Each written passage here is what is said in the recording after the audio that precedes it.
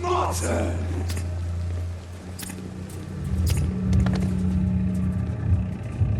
Rotten or pristine, each heart contains the seeds of life. Drink at this river, try it all.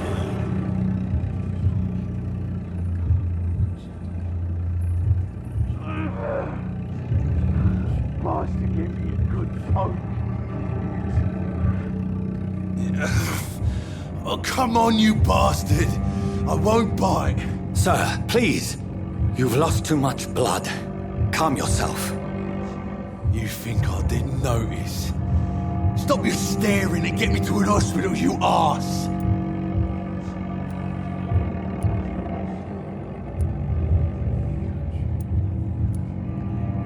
Insulting a good Samaritan. Not exactly the way to get rescued. Alright, sorry. I am in pain here. My guts are spilling out onto the street and you're yabbering on. Yes. That's a very nasty wound you've got there. Take my word, I am a doctor. Dr. Jonathan Reed. Name's Clay Cox. I'd appreciate you helping me to a better place, Doc. Follow me, Mr. Cox. Let me assist you to that better place.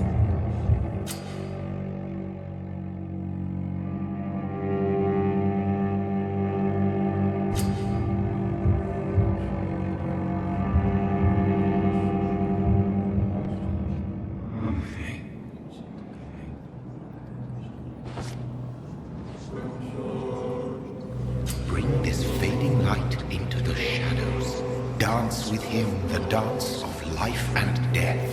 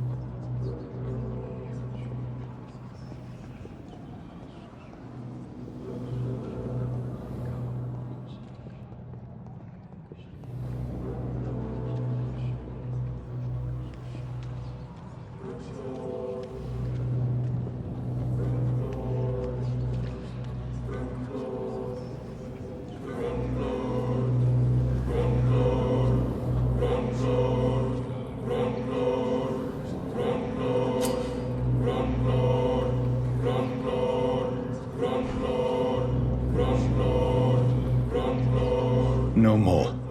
Not tonight. Not like this. I will not take another life.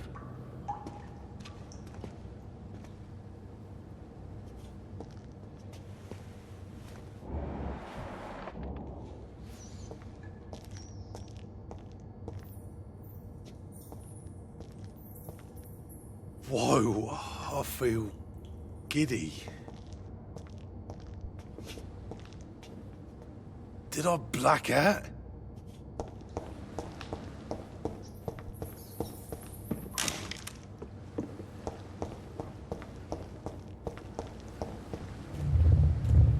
It is wise for the huntsman to sometimes let his prey go, but no famished hunter can run for long.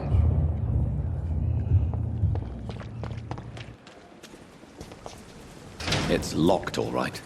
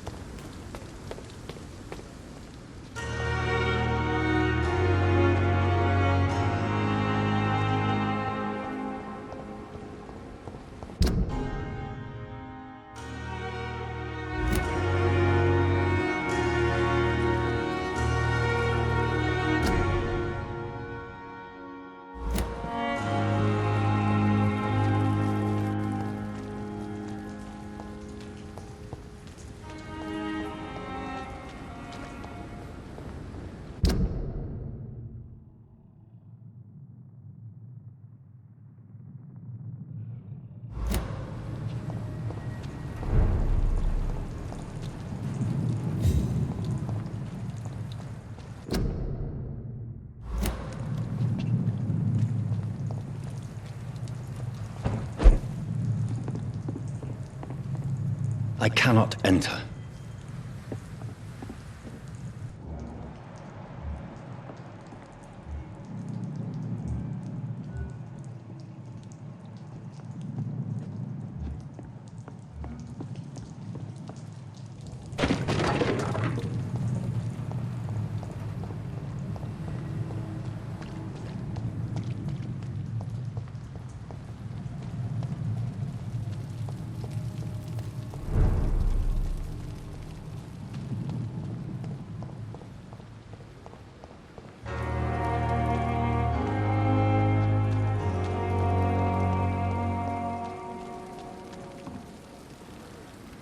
I not want to make wait, Doctor. I've patience to... Good evening, nurse. I'm Dr. Jonathan Reed, the new surgeon here at the Pembroke. Dr. Swansea has already told us about you, sir. I'm Nurse Gwyneth Brannigan. Welcome to the Pembroke Hospital. Did he really? It's a good thing I wasn't hoping to keep a low profile. All members of staff have already read about your new blood transfusion technique. Dr. Swansea made sure of that. I see. Well, I'm a little surprised, but I suppose I'll just have to deal with this unexpected notoriety. You must know, blood transfusions are Dr. Swansea's primary subject of research. He is convinced it is the future.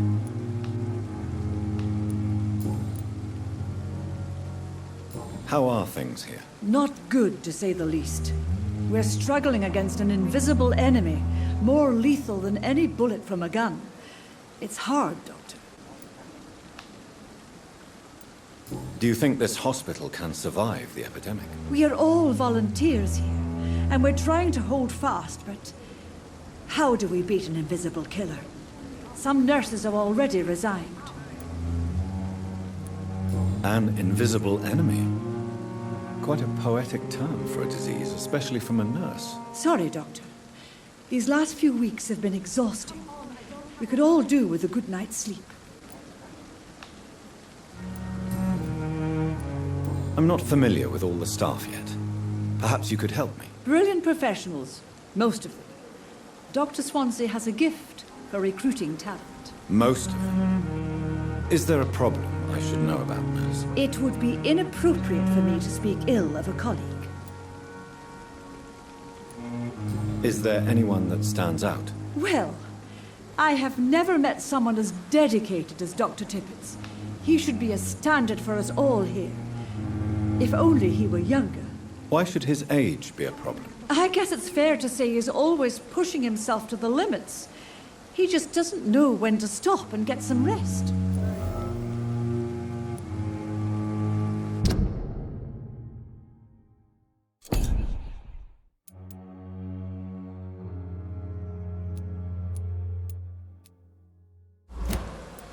Nurse Brannigan, if you do know something, please tell me.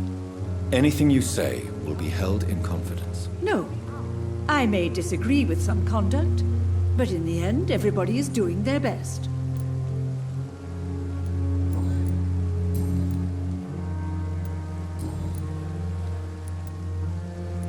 I not want to make wait, Doctor. Goodbye, nurse. Call me if you need assistance.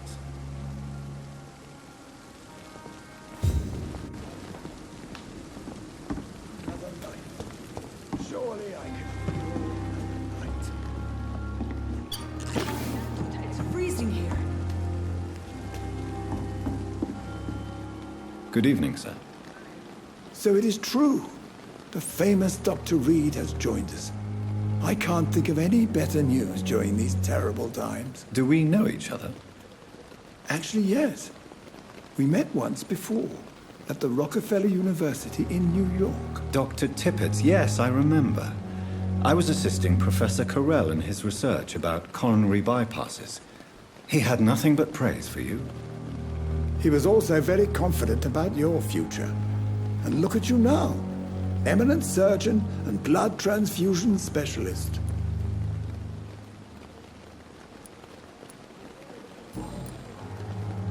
What is the Pembroke Hospital situation?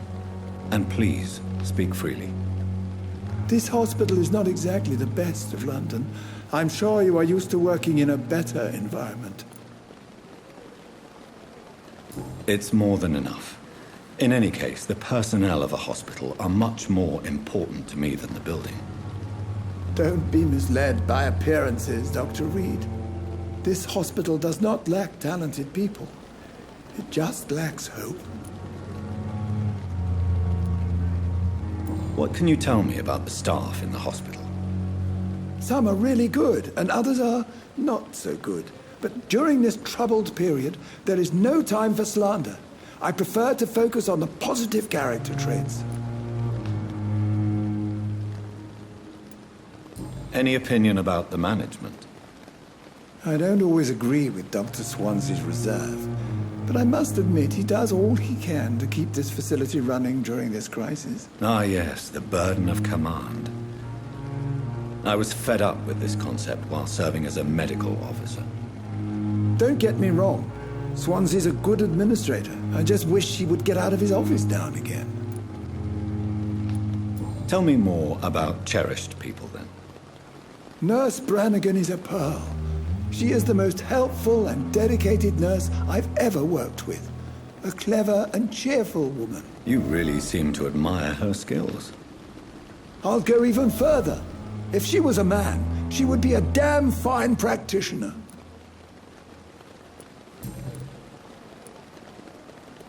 You're exhausting yourself, Corcoran. Maybe you should think about preserving your strength. No. We must keep on healing all those poor souls. We are the last rampart before chaos. Once more unto the breach.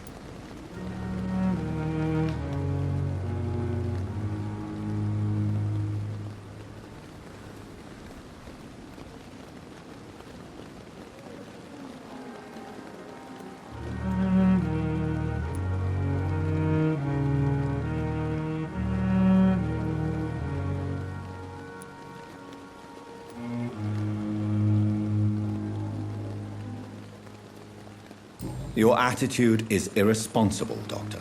Believe me, I've seen so many medical errors caused by exhaustion during the war. You're right. This is a war, Dr. Reed, and I don't intend to surrender.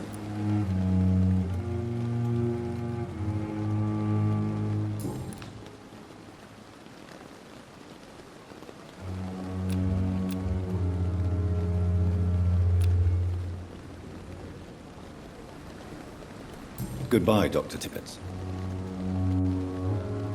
Hurry now, Doctor. It's freezing here.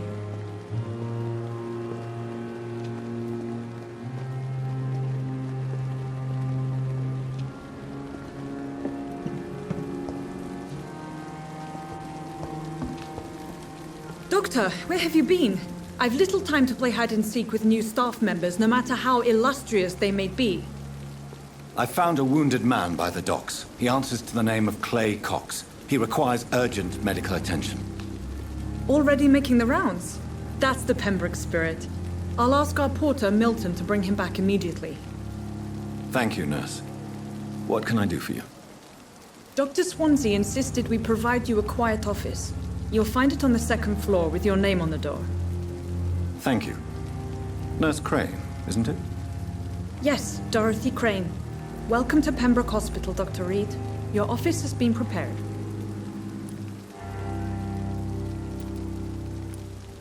I would like to ask a few questions first.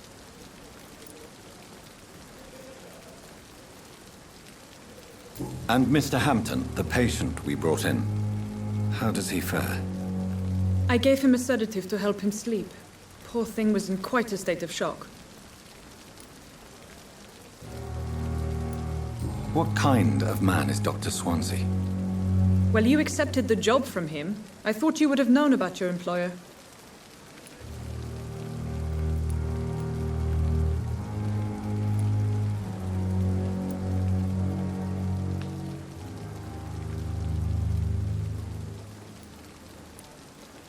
Apologies, I've only just met him the once. This is sudden. I've only just returned to England. Dr. Swansea is a brilliant surgeon and the most compassionate physician. It's right to assume Dr. Swansea knows far more about me than I do about him. You'll get to know him soon enough, and better than me. The administrator has better things to do than mix with us.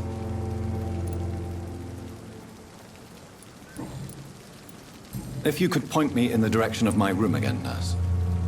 Second floor of the hospital, left after the stairs. It's the last vacant office at the end of the corridor. Thank you, Nurse Crane.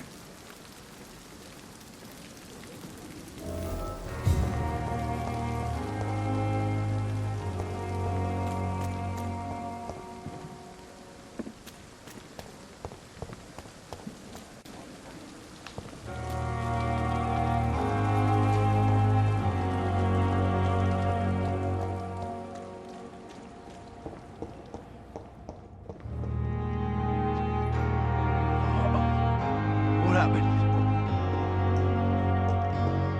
Did I black out? What?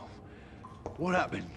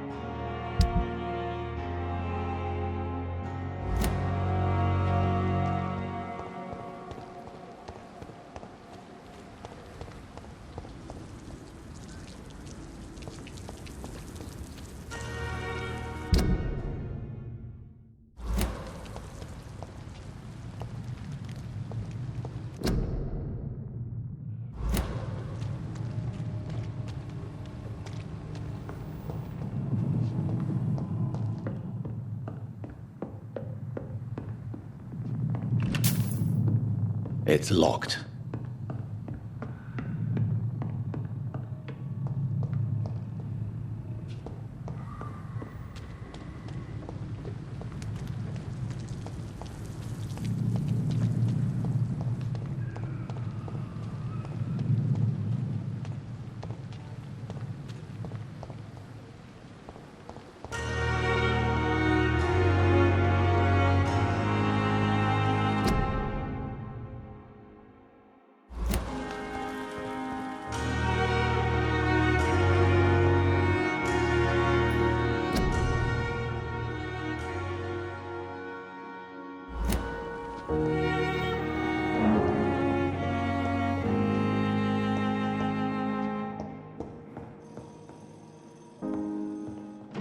You always knew the words to calm the children, eh? As for me, I'm an idiot.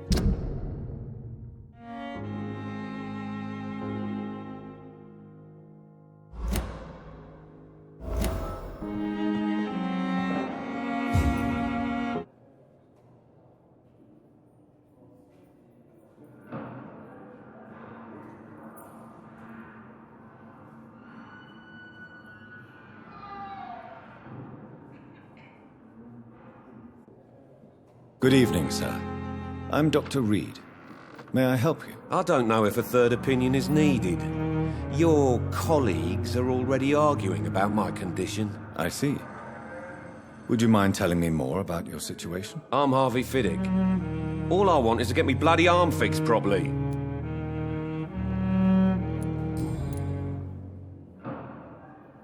Tell me about yourself, Mr. Fiddick. I'm just a regular guy waiting to get his arm fixed, so I can return to work and to my family. I was more curious about what you were doing before being hospitalized. I'm a carpenter, and a good one too. But that means I need both arms to feed my family, Dr. Reed.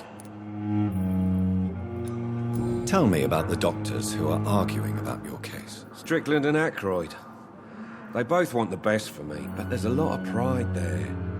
Doctors are no different from carpenters, it seems. What do you mean? I often had professional arguments with rivals on a building site. Difference is I disagreed about wooden nails, not flesh and bones. Are you satisfied with your treatment here? Well, it's clear that I've chosen a bad time to be injured. Forgive my bluntness, but you seem overwhelmed by cases of the flu. I won't lie to you about it. I'm afraid we are. Are you sure you don't want to operate yourself, Dr. Reed? I have the feeling you're very capable.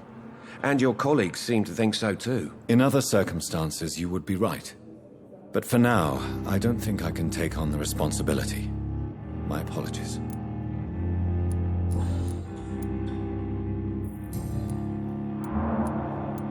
You seem worried about the safety of your family.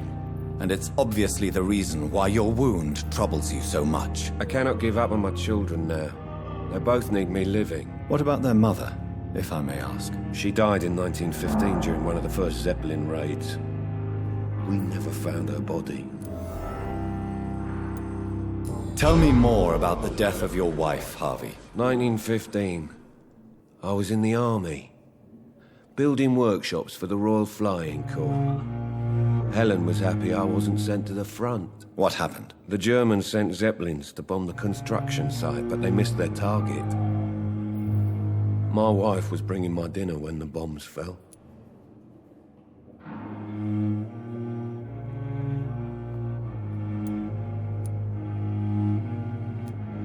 How are your children after losing their mother? They were smaller then. The only good thing about this is my Helen didn't bring them with her that night. I'm sorry for your loss. So many died during the bombings. I served in France and witnessed the carnage there. I would like to say that she didn't suffer. Truth is, I have no idea. I just know that I'm all that me kids have. Poor little bleeders. Goodbye for now, Mr. Fiddick. I'll see you later. Always knew the words to calm the children, Helen. As for me, what a blundering idiot. I'm all right. What can I do for you, Doctor? Don't waste your time with me. Thank you, Nurse Crane. This hospital seems to be falling apart. But in the circumstances, I'm willing to give you the benefit of the doubt. My sweet Good evening, Good evening, madam. Can I help you? It's my son who needs you, sir. I'm Dr. Jonathan Reed. How can I help your son? I'm Beatrice Goswick, mother of Mortimer Goswick. Could you check on him, please, Dr. Reed? I've heard much of your talents as a physician.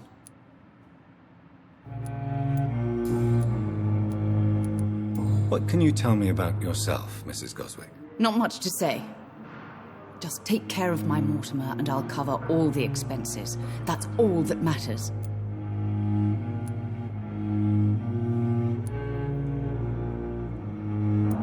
May I ask if you have an occupation, Mrs. Goswick? I'm a teacher by profession. I teach young women who are more ambitious about their futures than their families.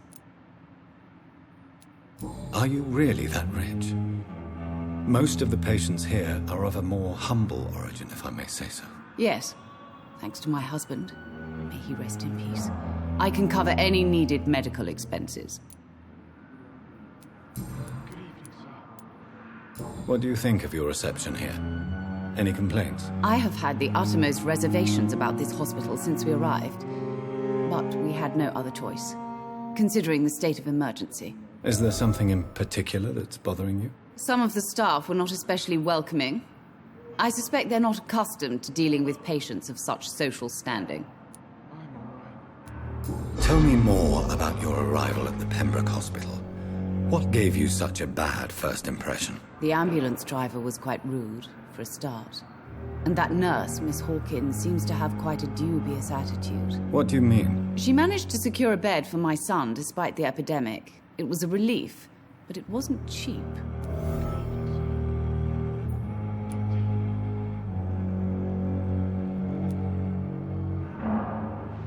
I share your concern, Mrs. Goswick. Be sure that I'll talk to the people involved. I don't expect compensation, Dr. Reed. But I'm aware such behavior would not be tolerated in other hospitals. She charged you for a bed? Yes, and I paid without question, considering the urgency of the situation.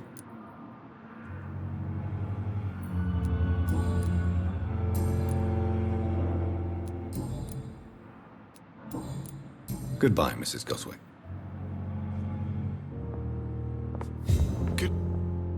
Good evening. I'm Dr. Reed. Can I help at all? No, Really? Why are you here, then? I don't want to talk. My Throat hurts too much. I suppose that this pain is the reason you're here. Is someone taking care of you? Yes. And no. Could you at least tell me your name, sir? Mortimer. Mortimer Goswick.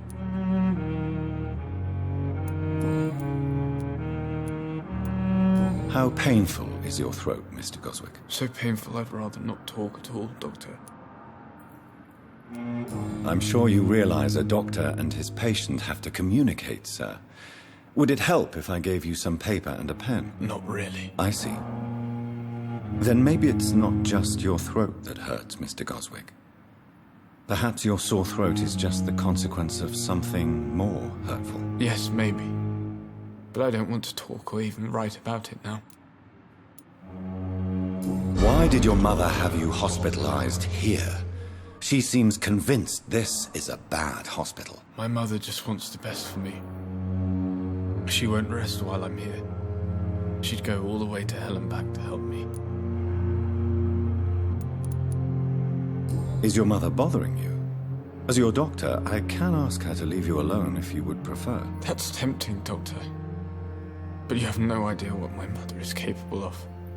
She would tie herself to my bed if you asked her to leave. Pembroke Hospital may look unorthodox, but rest assured you're in good hands here. It's not me you have to convince, Dr. Reed. It's my mother.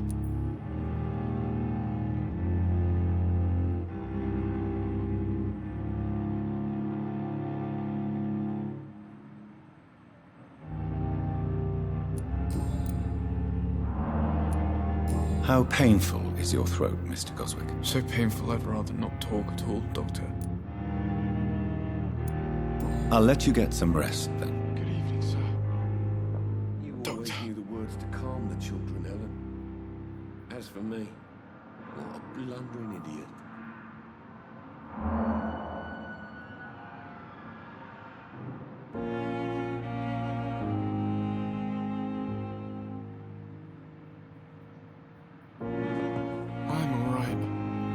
Waste your time with me. I will not let you down, my boy.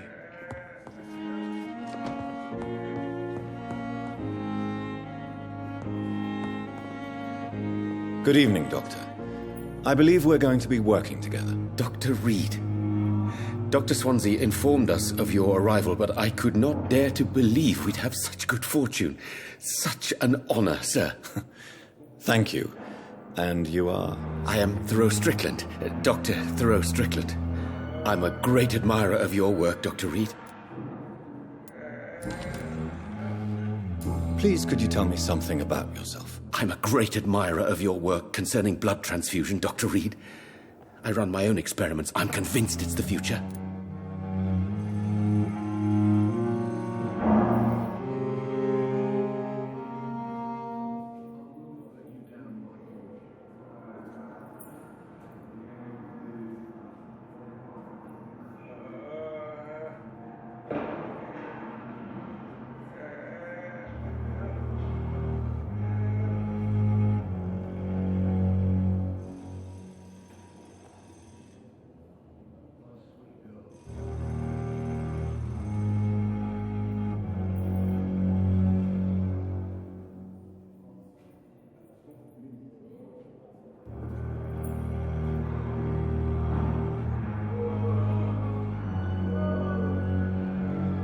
What made you choose to be a doctor? I'm not ashamed to admit you and your work have inspired me.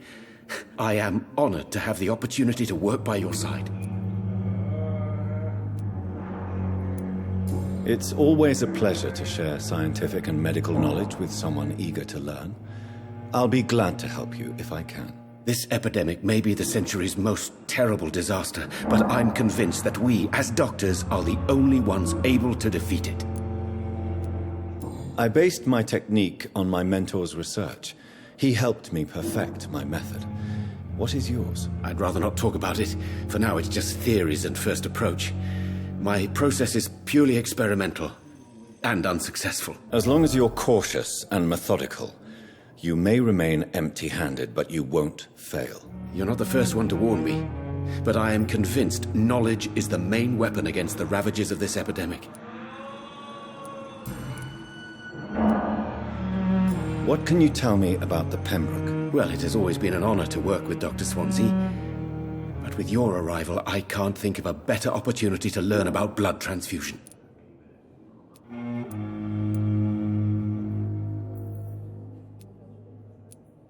You seem quite optimistic. It's a rare and precious attitude in these difficult times. I'm convinced that this epidemic is a test of endurance and dedication for us men of science. Questions remain about our capacity to resolve the situation. True.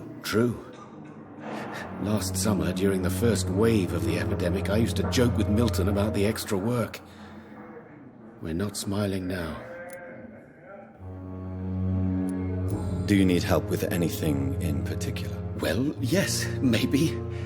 I'm waiting for a batch of products I ordered for my personal research, yet my supplier seems to have vanished. Do you want me to play the errand boy for you? Oh no, Dr. Reed. But if you went personally to his shop, what with your reputation and all, he wouldn't dare to refuse the products I need. I see. Well, give me the address, for I may pass by if I have time.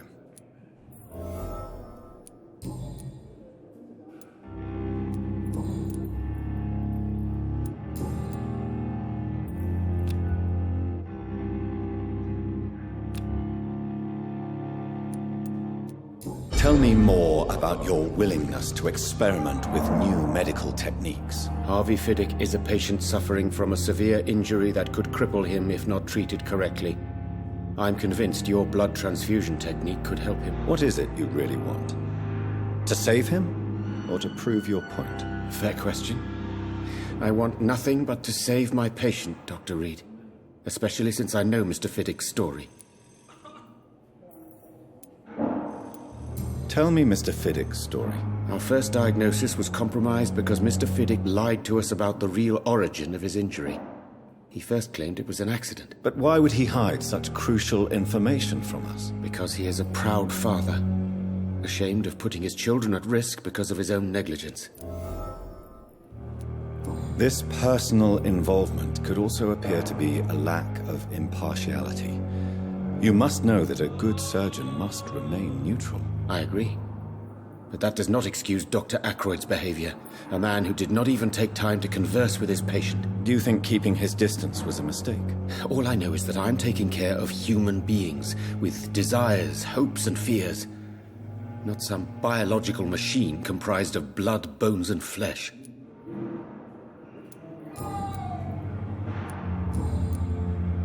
Goodbye, Dr. Strickland.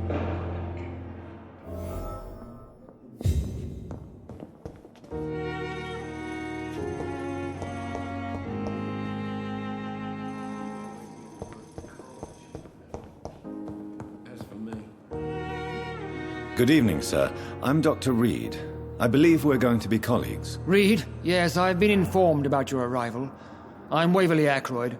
Welcome aboard, I suppose. Does my arrival inconvenience you in some way, Dr. Ackroyd? Let us just say that I don't particularly share Dr. Swansea's enthusiasm for hiring you. What we need here are reliable professionals, not overrated dabblers.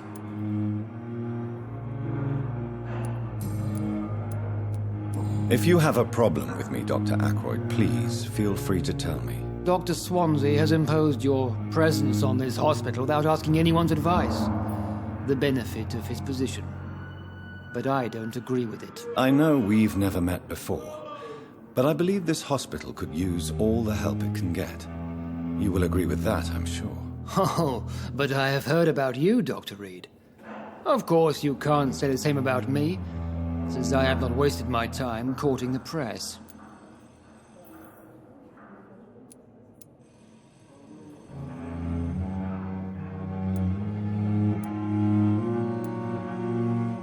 You are going to change your tone with me, my dear colleague, and very quickly. I don't think so. Perhaps you think yourself protected by Dr. Swansea, but I am still a free man, and I will speak to you the way I want. Since your tenure in this hospital is longer than mine, perhaps you can tell me more about this place. Let's just say I'm tired of the carelessness around me. I have always respected the skills of Dr. Swansea, but over time his enthusiasm has become displaced. Carelessness? Exactly what are you talking about? We're here to save lives. The people who trust us are not volunteering for experimentation. They're here to be healed. I don't intend to run any radical experiments, Doctor. Even if I, as any good practitioner should, express an interest in pushing the boundaries of medical research. Modern medical methods were created through audacity and ego. But there are rules in our line of work, and they're here to protect our patients. Tell me, Waverly, what do you think of Dr. Strickland's enthusiasm for his experimental research? Strickland is playing with his patients' lives for pride and glory. Now that, sir, is unethical. Are you thinking about something in particular? Harvey Fiddick needs delicate surgery. I believe we should stick to the usual procedure, but my young colleague obviously disagrees. Why do you wish to lead this surgery? I strongly believe that Mr. Fiddick should not be butchered to test an unproven procedure. If you are going to lead this surgery, I'm trusting you to assume the consequences of your actions, whatever the result. I'm not the kind of man who runs away from his responsibilities, Dr. Reed. There is no need for you to be looking over my shoulder. And are you not afraid that your rivalry with Strickland may be blinding you? Rivalry? I guess you could call it that.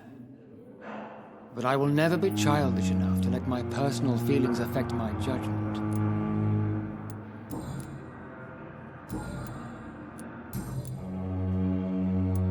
I don't know what you've heard about me, but I have already proved my value as a practitioner. I don't question your skills, Dr. Reed, but your motive. Is it money, fame, or are you truly dedicated? And what exactly is that supposed to mean? I served in the war just like you. But unlike you, I did not use the wounded to play the modern sorcerer. Be careful what you insinuate, Dr. Ackroyd. I only want you to admit you used those men to improve your theories.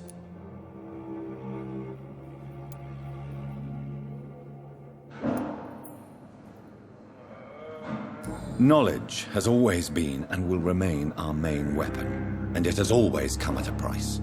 And personal initiative. It is not a question of initiative, it is a question of integrity. These men and women have put their faith in us, Dr. Reed. It seems you have bad memories of your military service. I refuse to see this industrial slaughter as scientific progress. War only reveals the worst in men. We can at least agree on something, Dr. Ackroyd. Thank you for your time. We'll talk later.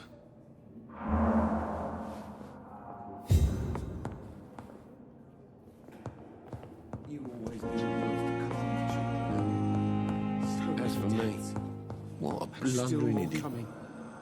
Good evening, Mr. Fiddick. Good evening, Dr. Reed. Any news about my operation?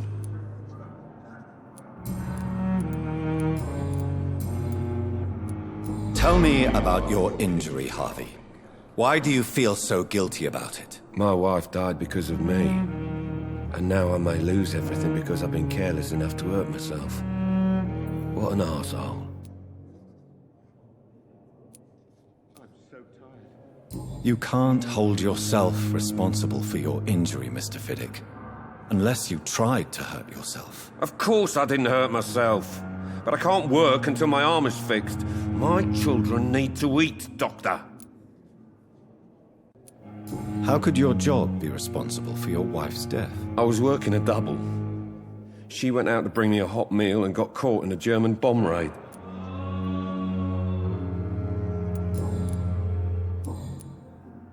Goodbye for now, Mr. Fiddick. I'll see you later. My sweet girl. Still more coming. Reads me like a book. How can we be sure we're making a difference? Never could keep anything from her. Don't waste your time with me. Good evening, Dr. Strickland. And good evening to you, Dr. Reed. Can I be of any help?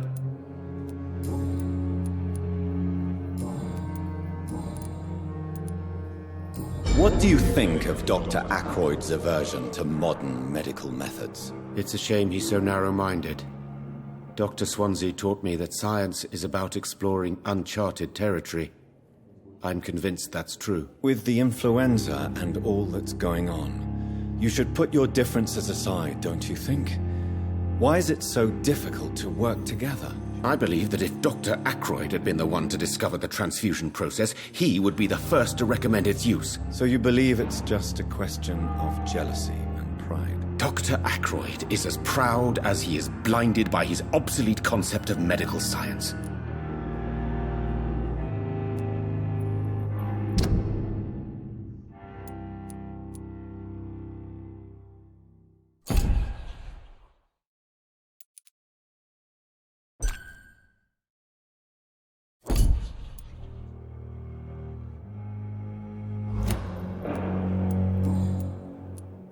Goodbye, Dr. Strickland.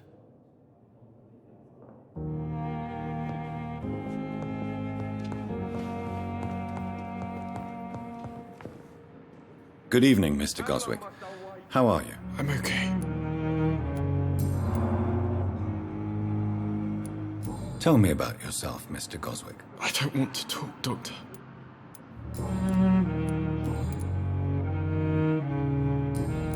I have to go now, sir. But I'm all right. Don't waste your time with me.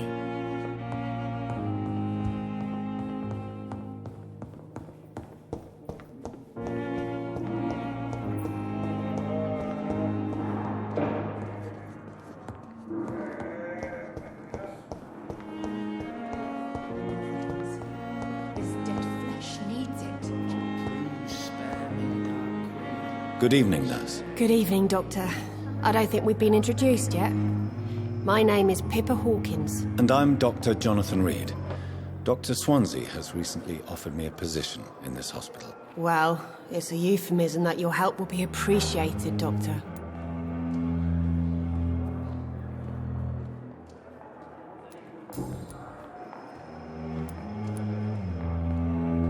How would you describe the situation at the Pembroke Hospital? It's serious. The flu is wreaking havoc amongst the staff and patients. We are running out of everything.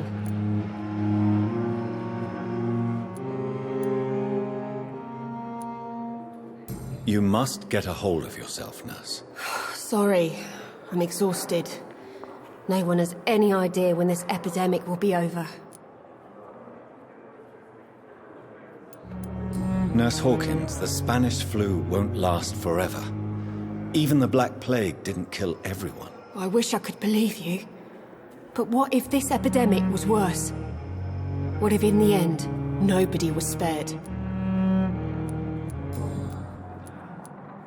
How long have you been a nurse? Well, long enough to see that the epidemic is winning. And no matter how qualified you are, don't tell me you'll change that.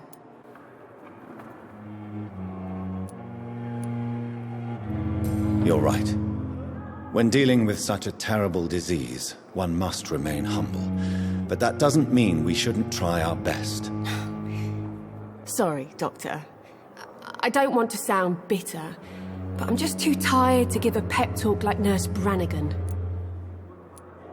How is the Pembroke staff coping with the epidemic? Well, not well. Milton, the ambulance driver, is even more grumpy than usual, especially concerning doctors. Why is Milton grumpy on a daily basis? Is it just an act? Milton's not the kind of man who's bothered about a bad reputation, whether he deserved it or not. Why does Milton dislike doctors? I don't know. Just ask him. But be warned, Milton is not the chatty type.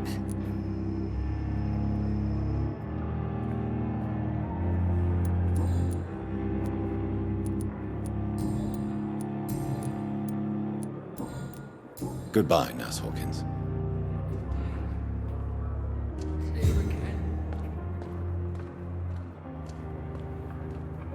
Nurse!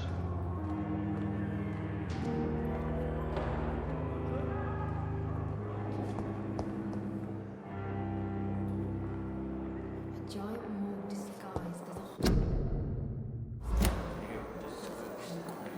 Good evening, miss. I'm Dr. Reed, the new surgeon at the Pembroke Hospital. And who are you? Your name has no meaning to me, mortal. You're nothing but dust blown by the winds of eternity. I beg your pardon? What are you begging for, mortal? My clemency? Well, Tonight, maybe I'm inclined to mercy. You'll never forget the night you met Thelma Howcroft. You keep calling me mortal. Why is that? And if I'm mortal, what are you? Well, Dr. Reed, if you must know, I'm a vampire.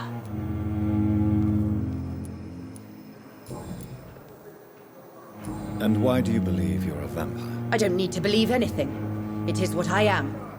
It is what I feel within this hollow shell of flesh.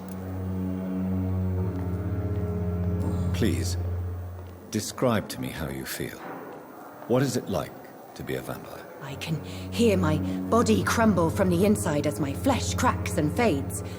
I sense the last pulse of postulant blood within my drying veins. I need new blood. I see.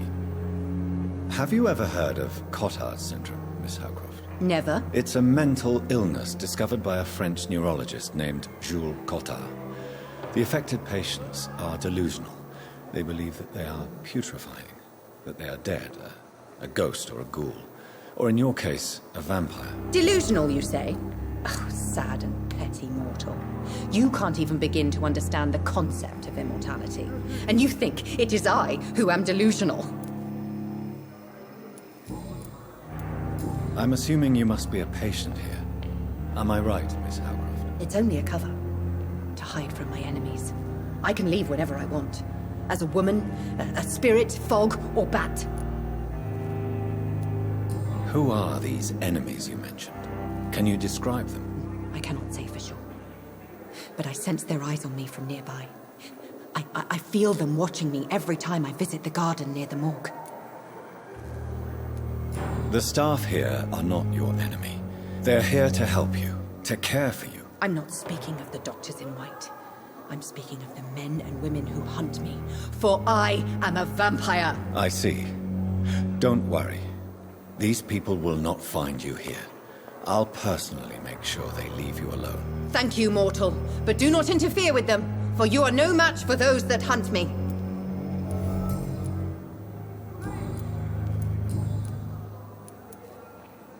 Who are you really, Miss Howcroft? I mean, apart from being a vampire. Is that not enough for you, puny mortal? What do you require? Proof of my powers? I'm curious to know who you were before becoming a vampire. Oh, such a long time ago, I don't remember. Centuries of unholy life can have strange effects on one's minds, you see?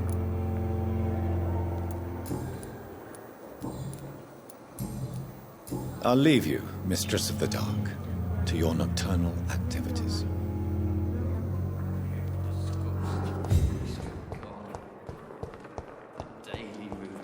Dr. Swansea is right.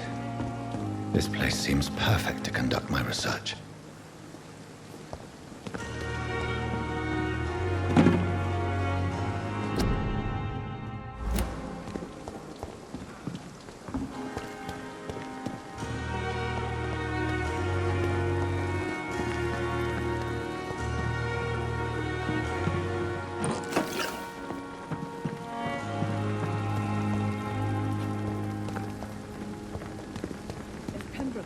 Standing after this epidemic. Good evening, Nurse Brannigan. Good evening, Doctor. Why does Dr. Tippett claim you're the main reason he keeps working, despite his fatigue? If it wasn't for him, I probably would have left the Pembroke years ago. Dr. Tippett does not think of you as just a nurse anymore, does he? If you're suggesting he's not taking my gender into consideration when it comes to medical practice and knowledge, I really hope he doesn't.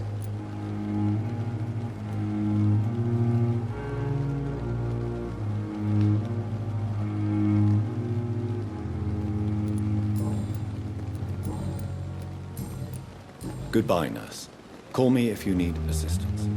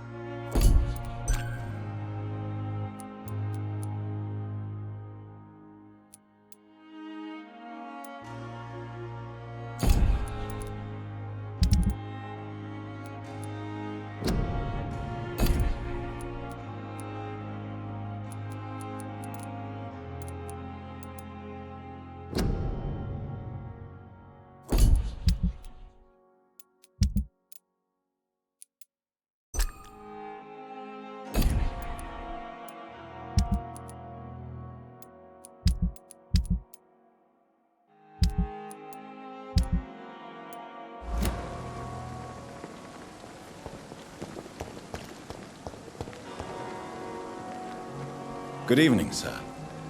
I'm Dr. Jonathan Reed. I'm new here. I've already heard about you, Dr. Reed. I'm Milton Hooks, the ambulance driver for this shithole of a hospital. That's quite a blunt introduction, Mr. Hooks. You can call me Milton. I like to speak my mind, Dr. Reed. Perk of the job. Don't judge me, and I won't judge you. I'm not sure I understand what you're talking about. Well, I'm no doctor, but I'm pretty sure a gun can't be used as a surgical instrument. You have a keen eye. I learned to shoot during the war, and have carried one ever since. Old habits die hard. No need to explain, Dr. Reed. And if you ever need a better gun, remember, I may have something for you. Goodbye, Milton.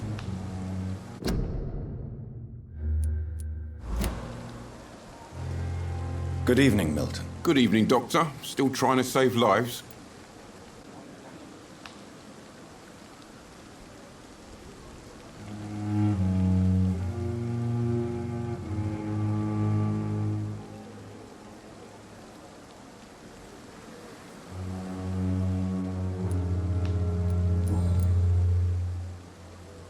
How is the situation around here? You want to hear the situation is all right?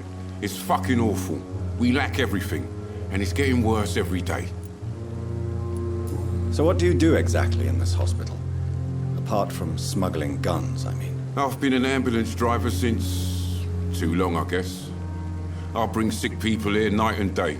It's a dirty job, but I get it done. Most of the time. It sounds like things have been a bit rough recently. What's happened? Yesterday I got attacked by the patient I was bringing here. I escaped through the hospital's garden, but I lost my wallet when I was running. You left an infected patient outside the hospital? That's incredibly dangerous. Go there yourself if you want, but be careful, Doctor. I'd rather not bring your dead body back.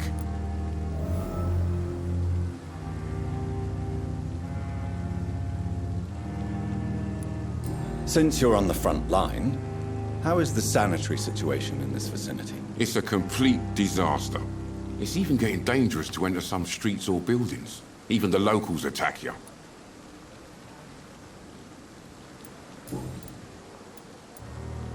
Are you really smuggling weapons through the hospital? And why not? I've already been attacked by patients, you know. And by gang members willing to steal my money. But you're not defending yourself. You're selling guns to civilians. You keep people alive your own way, Doctor. I offer them another way to protect their health. Why do you have such a mediocre reputation among your colleagues, Milton? Fuck them. Nobody knows the horrors I've seen since working here. This city was sick long before the epidemic, Dr. Reed. I know it's a difficult task, but correct me if I'm wrong. Is this not the job you are paid to do? I've seen babies left to die while their brothers were properly fed. Underage girls and boys sold to all manner of perverts. I'm sorry, I don't know what to say. Yeah, exactly. We lack words. So excuse me if I don't look on the bright side of life.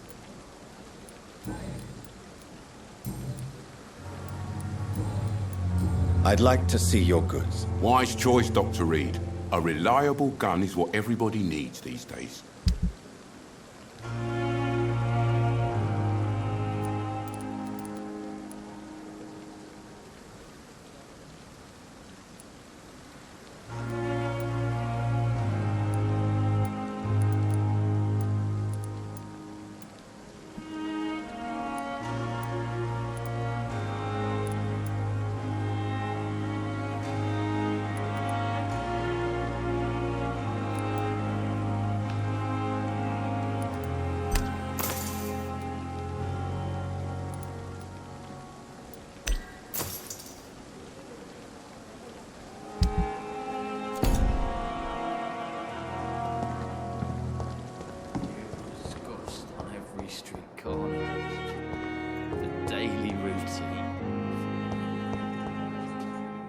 Good evening, sir. Can I help you? Unless you're here to fix my face. No. I don't think you can help me. I'm Dr. Reed. I've recently taken the position of head surgeon here. War injuries, am I right? You guessed right, Doctor. German shell took my pretty little mug right off. But they still call me Thomas Elwood.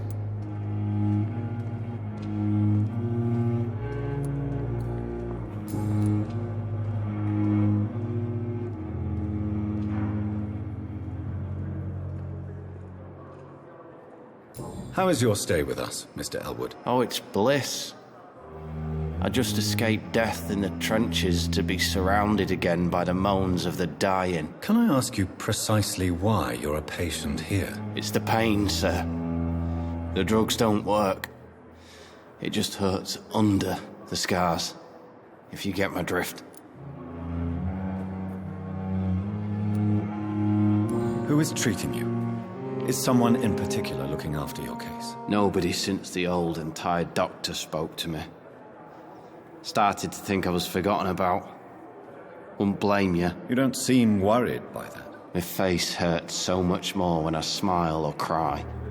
I've learned it's easier not to speak. But be assured I'm smiling inside. Can I do anything for your pain? Nurses gave me a bunch of pills. No effect. Told you. It's like the flames are under my skin, burning away.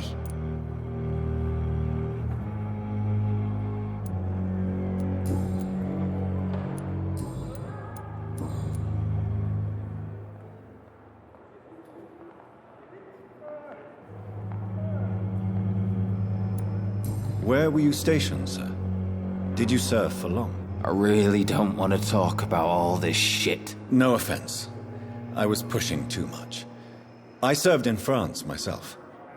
I just wanted to know what happened to you. You were an officer, weren't you?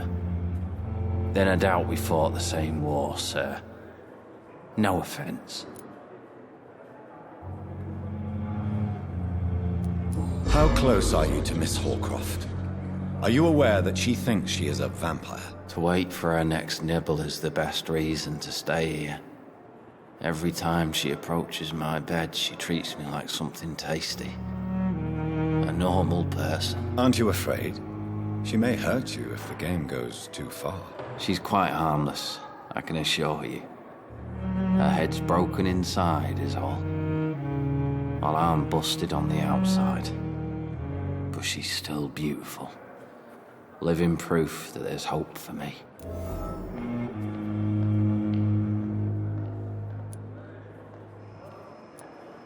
So do you let her bite you? You know that's not sanitary. And why not? She's only supping a few drops of me blood. And the pain, it's real for once. She could decide to bite less willing patients. Then it's another good reason for me to stay here, Doctor.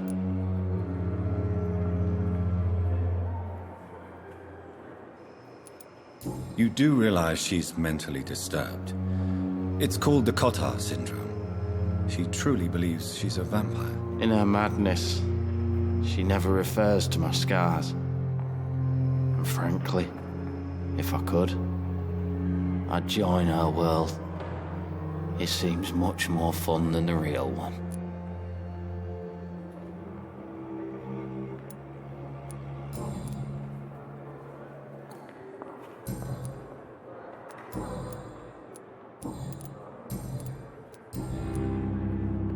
Goodbye for now, Mr. Elwood. Damn. The pain. It's here again.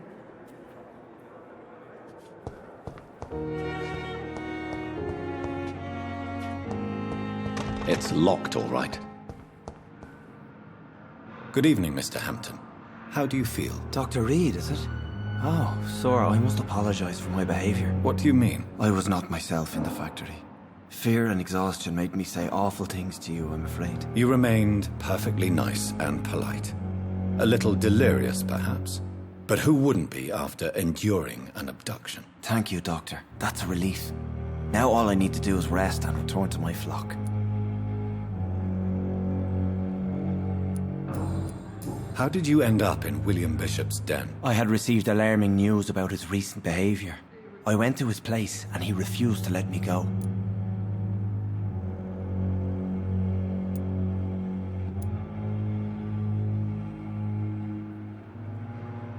Why did he abduct you? William was an alcoholic. His addiction suddenly changed to blood.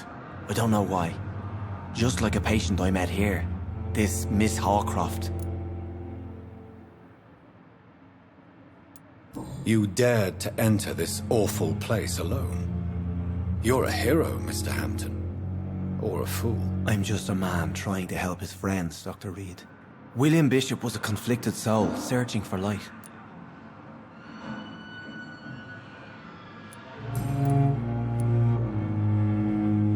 What is the general situation in the East End docks? The situation has always been tough, with a lot of tensions between the gangs and the Dockers' trade union. The Wet Boot Boys are very nervous since they lost their leader.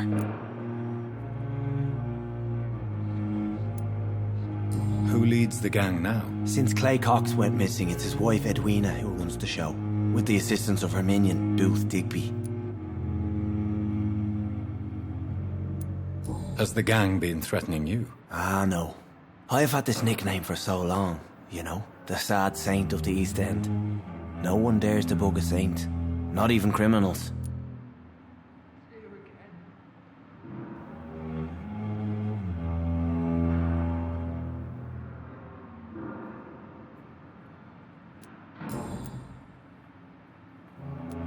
Do you know Tom Watts, the bartender from the Turtle? I met him before I found you in the canning factory. Tom? Yes, of course. Always the helping hand, good old Tom. Without men like him, corruption and despair would have wiped out the East End long ago. People are still in despair. How could it be otherwise? The authorities have left us all to rot in this contagious nightmare. No drugs, no advice, nothing. It's a damn shame.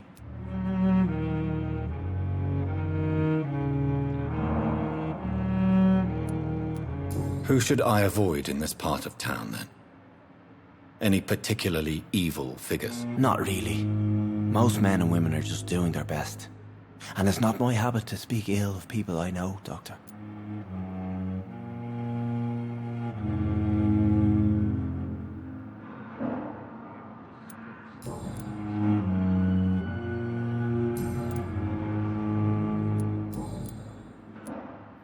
What do you do for a living, Mr. Hampton? I can't help but notice the cross around your neck. I manage a night asylum for the poor and homeless of the docks, and I try to guide the lost and hesitant on the right path to our Lord.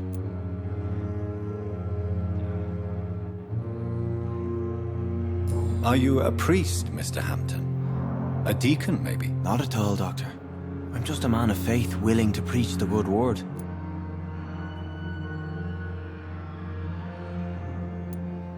Why didn't you use your cross against William Bishop? To repel him somehow? That's a very strange question, Doctor.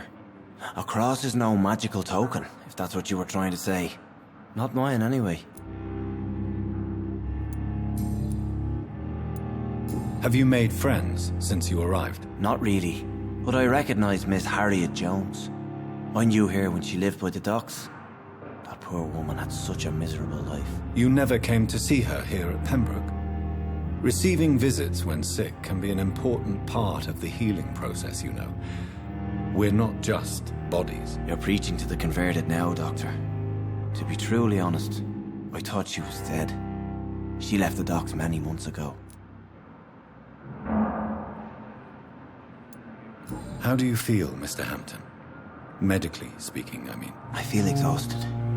Beyond exhaustion, actually. William drank so much of my blood in his madness. I feel empty. You're in good hands here. Dr. Swansea is well versed in blood transfusion, and I'm sure he'll take the best care of you. Thank you, sir. I believe all I need is rest, and then I can go back to the people who need me. Goodbye, Mr. Hampton. We'll talk again later.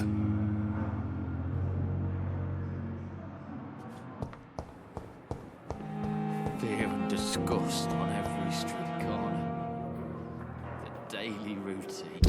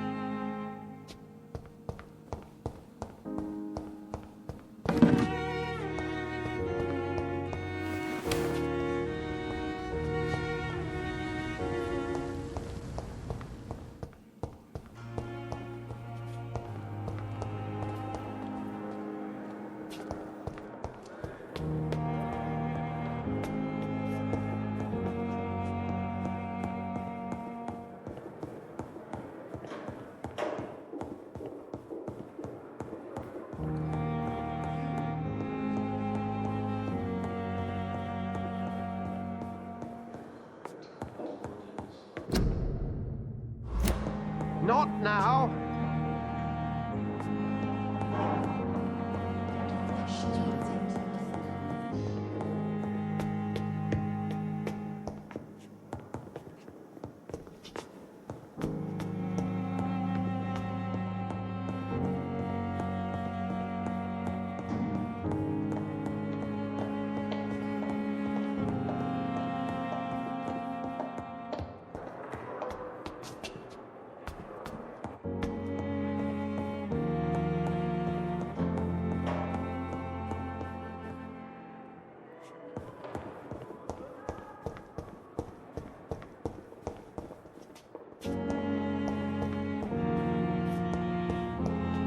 It's locked.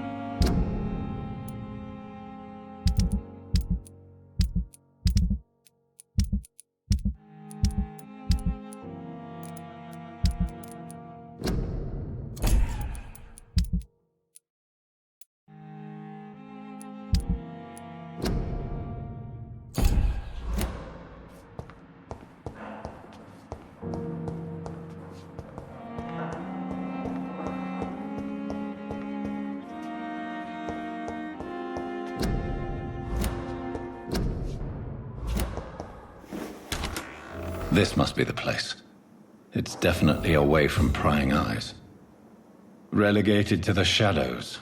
A kingdom of my own. At least I won't be sleeping in a coffin.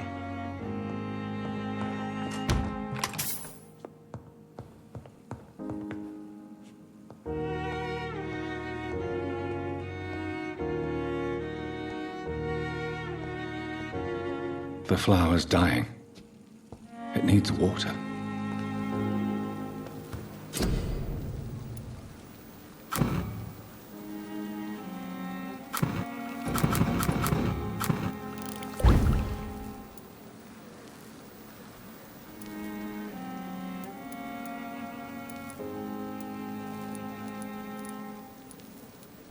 William Bishop's blood is much more unstable than human blood and shows extensive mutation. But this is not what happened to me. I must keep on searching.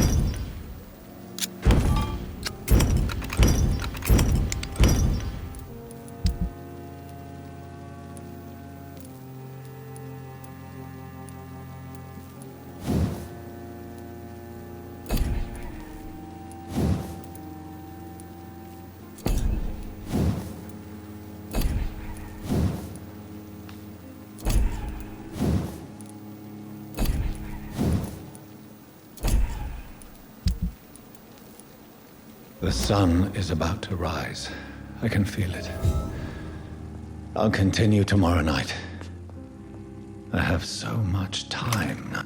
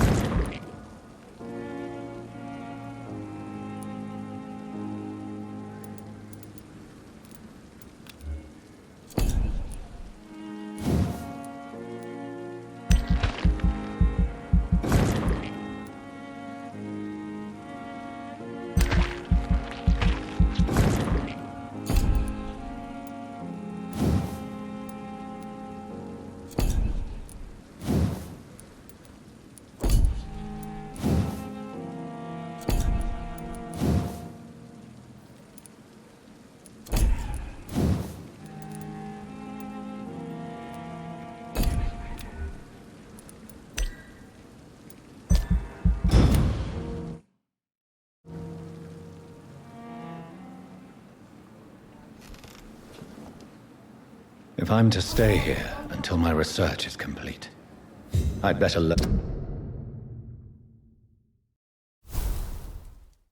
to hide my true nature from the mortals. But what about my thirst for blood?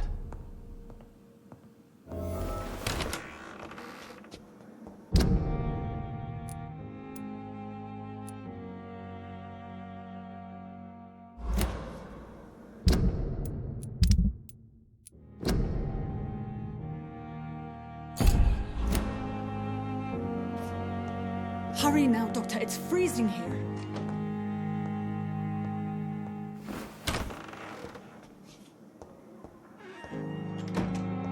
It's locked. I'm not one to make wait, Doctor. I've patients to attend.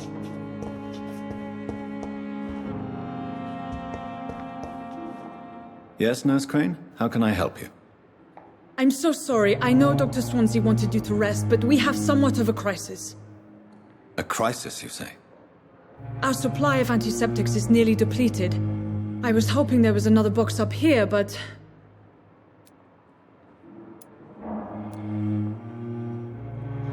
Nurse, this room is off limits, and I'd prefer to keep it that way.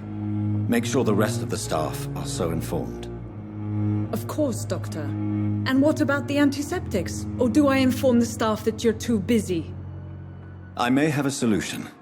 In France, during the war, drugs shortage was a daily problem, and we had to use our wits to overcome the shortages. However do you mean? If combined correctly, certain household chemical products can be used in a pinch instead. Now, where's the hospital storeroom? The storeroom? Fat chance. This is the Pembroke, and space is luxury we don't have. Everything used to be stored in the old morgue. Perhaps I should look there first. Where is this morgue? It's the large building behind the hospital. You'll need to go in the back door because it's been sealed off for sanitary reasons. Take this key. It opens a small back entrance at the end of a narrow street. The abandoned morgue behind the hospital. A small door at the end of a narrow street. On my way, then. Thank you, nurse.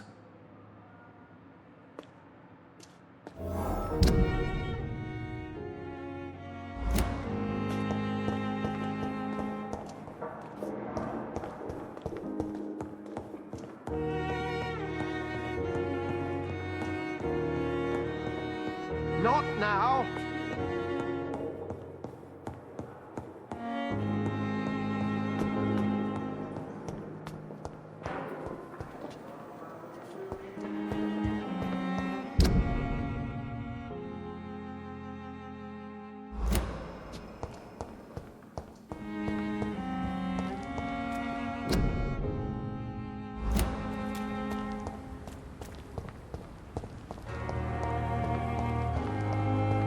Thelma Howcroft said she was being watched by vampire hunters. Where are they hiding? Good evening.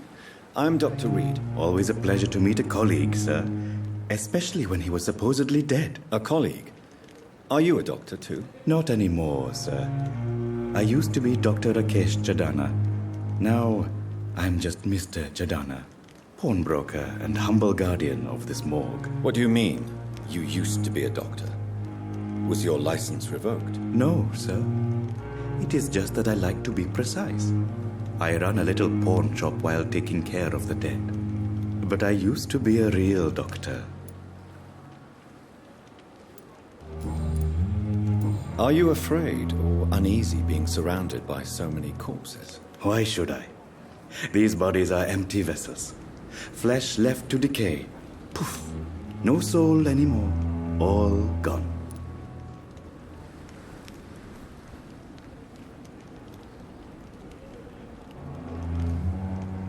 An interesting point of view. And quite an exotic one, too. Most people fear, or at least have a respect, for dead flesh. Sir, as a medic during the war, I learned to face my death and the death of others. It's the pain we have to tame, not death itself. How did you get this job? After I left the army, I worked as an undertaker down by the docks. A dangerous place with many an unpleasant business there. Milton Hooks helped me get a job here. Have we met before? I don't think so, sir. Why? When we first talked, you said you were glad to meet me since I was reported dead. Funny story, sir. Your sister came here a few nights ago.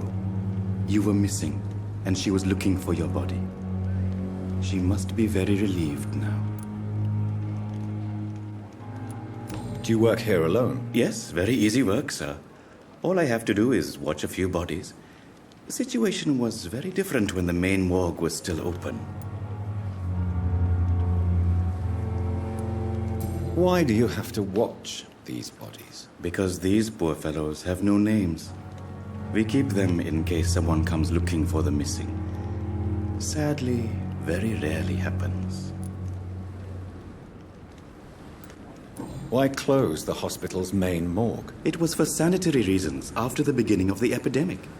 Cadavers had to be moved to the nearest mass grave.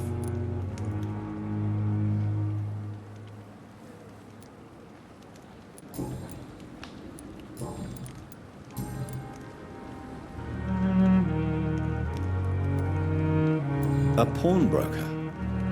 I expect you get all types of people here. Yes, sir. All kind of people. For I sell all kind of goods. Who comes here to trade with you? It's very unhygienic, even unsafe. Diseases can spread. For the customers, for the hospital. I'm very cautious, sir. I've been a doctor, remember? And all my clients are good people. In fact, I think I only know good people. What kind of goods? With the quarantine, it's not always easy to buy things. So I trade, I exchange. Some people sell, some others buy.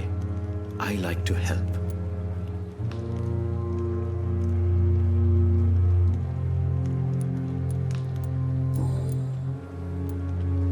Since you're not afraid of dying, do you believe in life after death, Rakesh? No.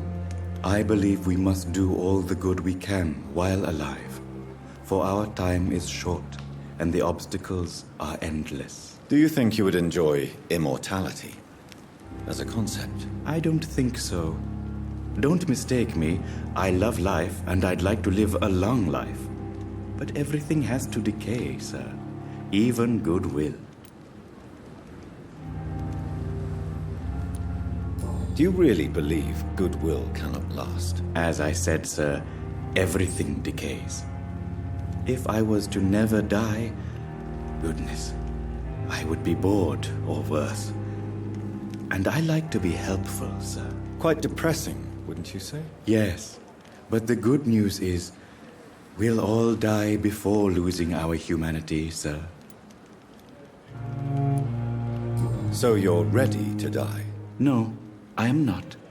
I don't fear death, for I won't see it. What troubles me is the pain my death will inflict to those I know. You're a wise man, Mr. Chidana. No, Dr. Reed. I am a foolish man. But I like to think otherwise.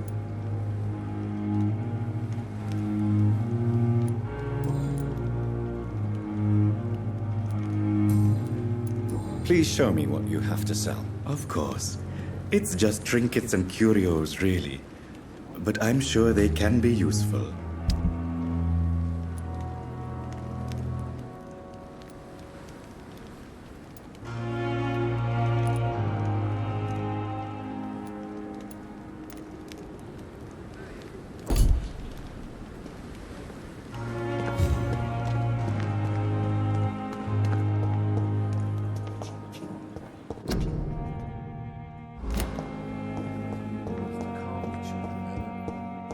As for me,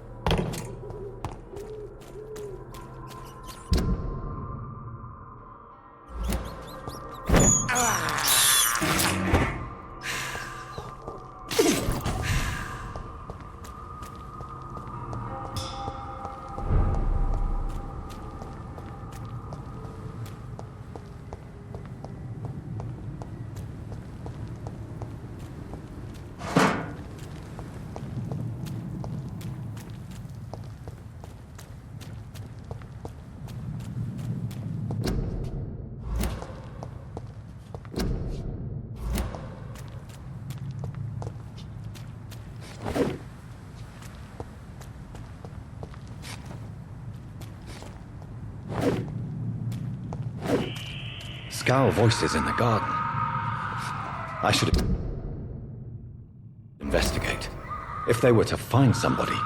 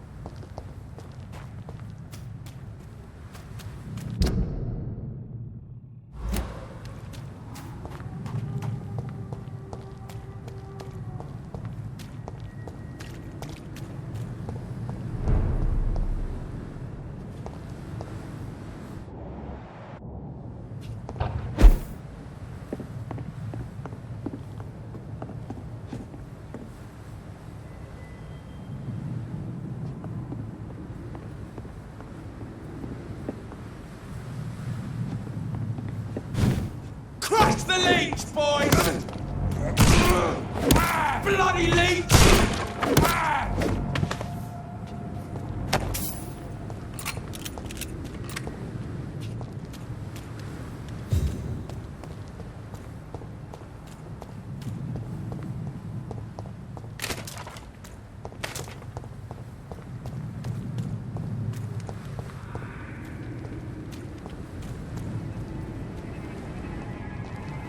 Die, vermin! This one's mine!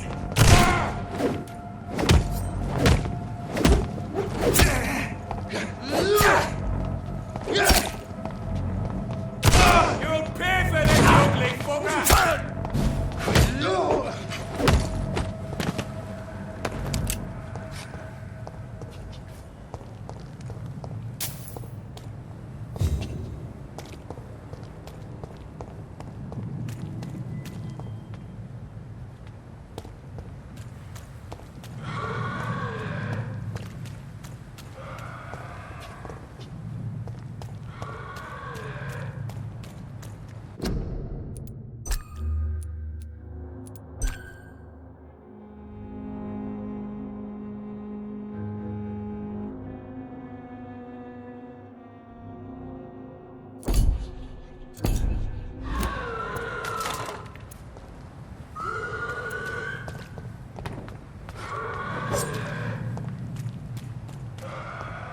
I cannot enter.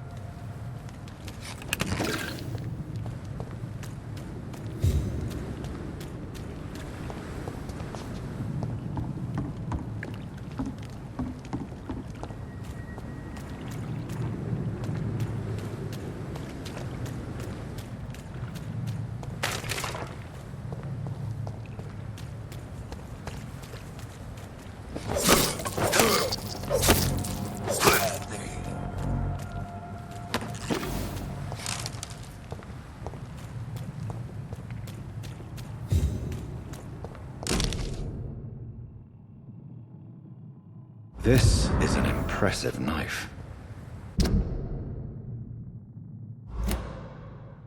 There's a name engraved on the metal. Clay. What kind of man puts his name on a knife?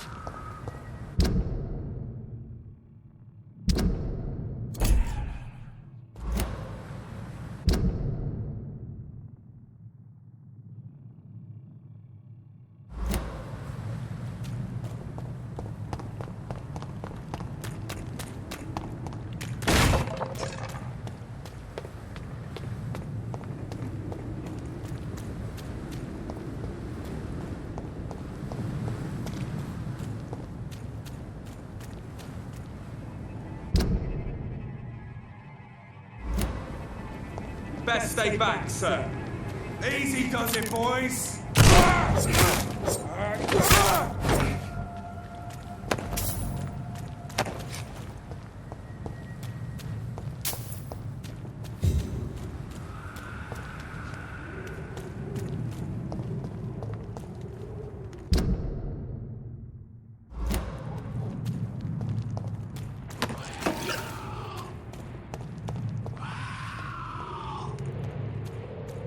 Stupid beast!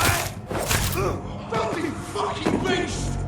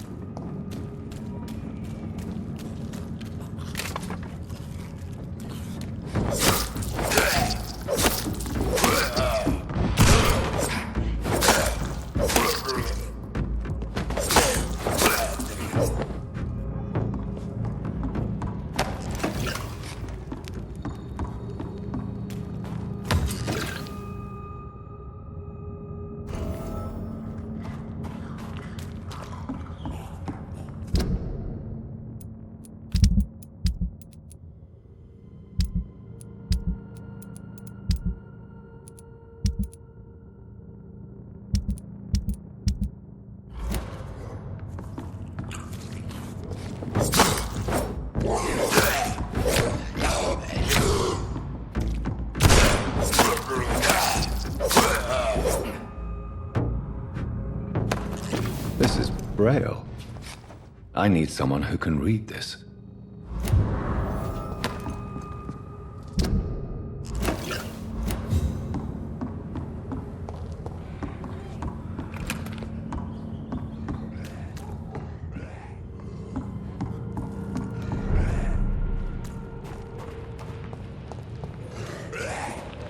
Get the fuck out of here, lazy bastard!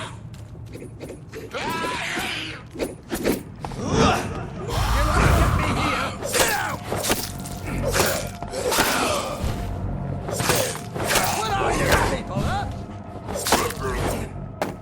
Get away from me, you bastard!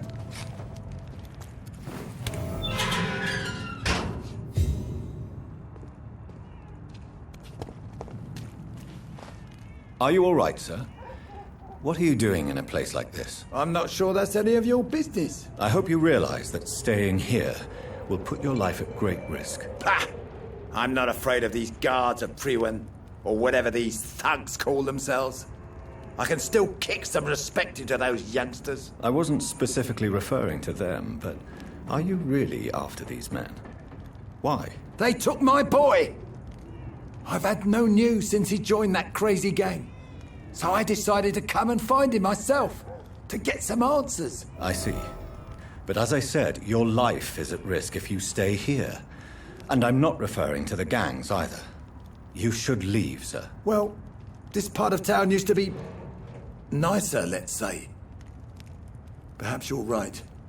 This isn't the best way to save Andrew.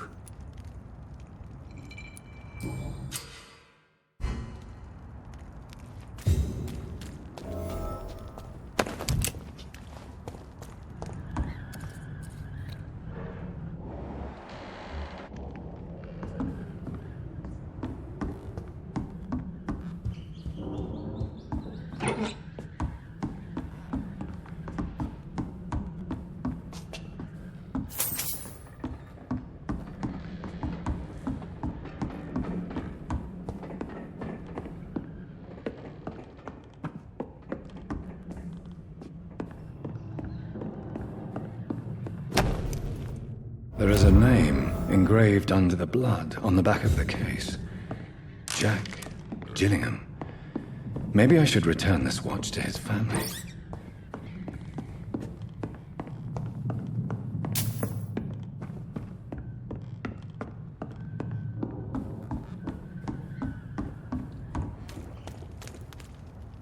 Are you sure you'll be able to reach the docks alone? Young man, I am perfectly capable of defending myself.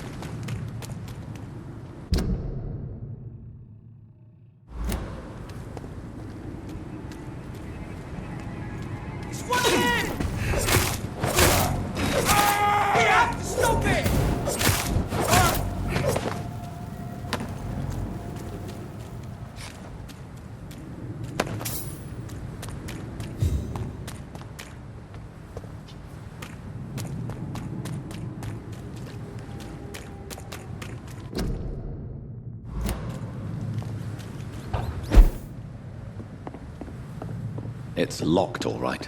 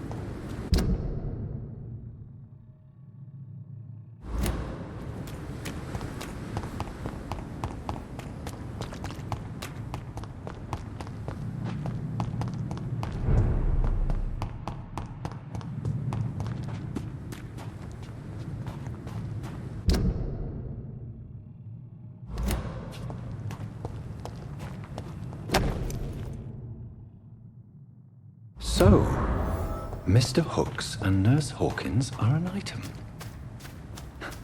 Those two have hidden their affections well.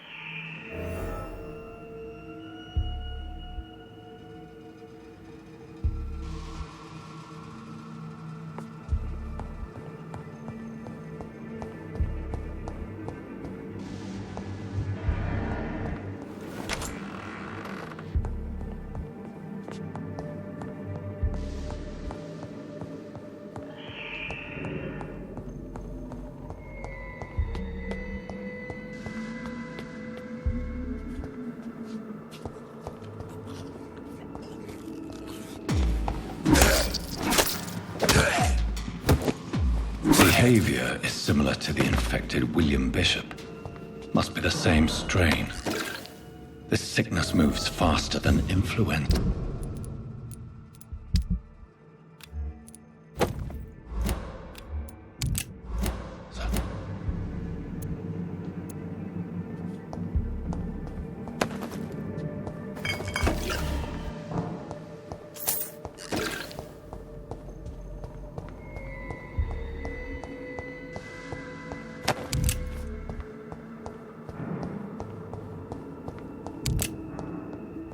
This key will surely grant me access to the basement.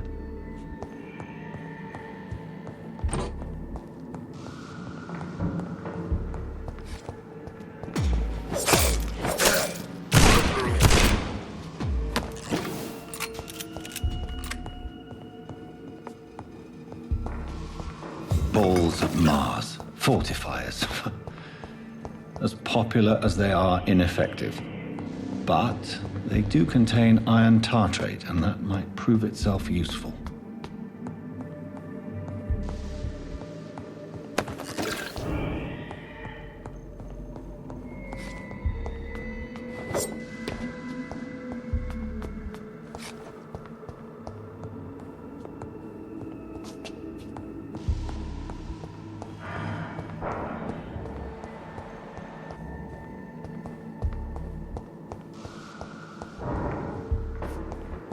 It's locked.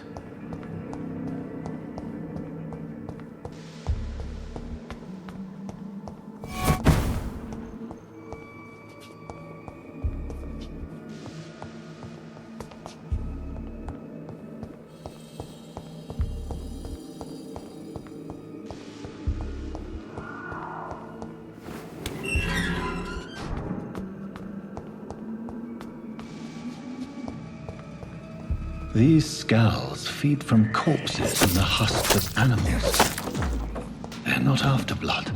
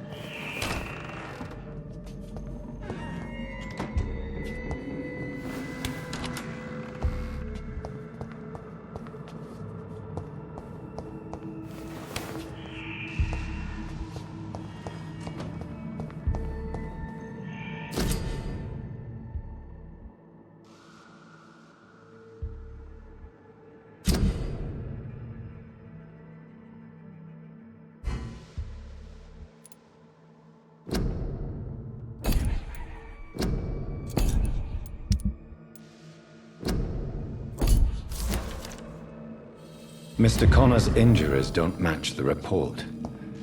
I'd better look into this. It's locked, all right.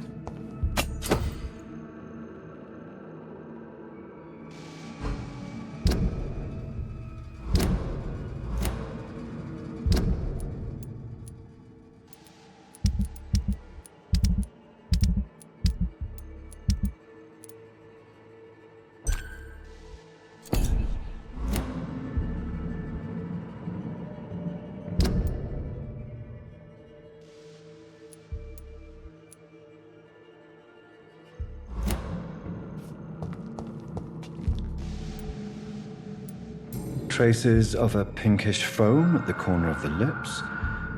Some sort of drug overdose, perhaps? The chest was originally opened to perform the operation. The sutures are clean, but the chest has been reopened. Multiple abrasions and scarring on the arms and legs. Old and distinctive injuries of a sailor or a fisherman. A puncture over the left lung, possibly a chest tube insertion. Not the cleanest work, but I think it was successful.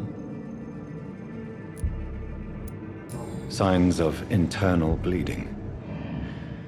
So, Dr. Tippett's anesthetics were incorrectly dosed, causing the patient's death. And then he tried to operate on him again. Tippett has made an egregious error. It's time we talked.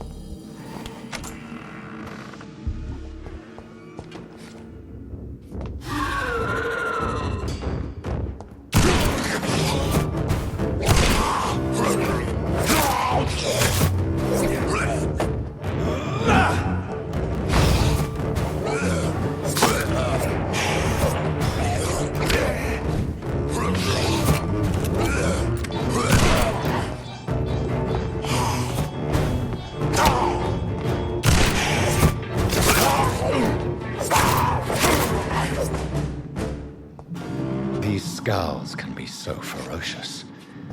I'm not sure I can defeat them without becoming stronger. To drink blood is so tempting.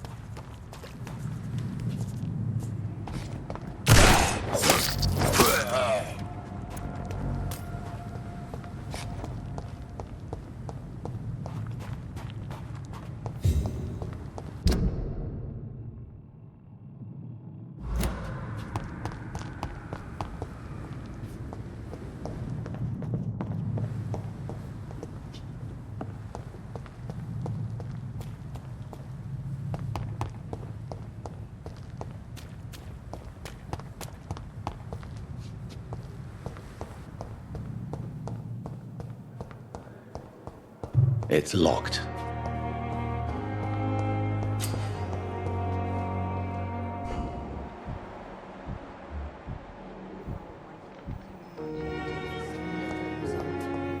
You are going to reveal all your secrets to me.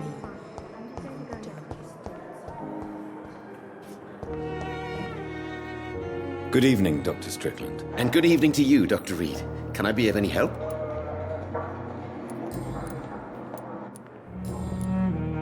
Goodbye, Dr. Strickland.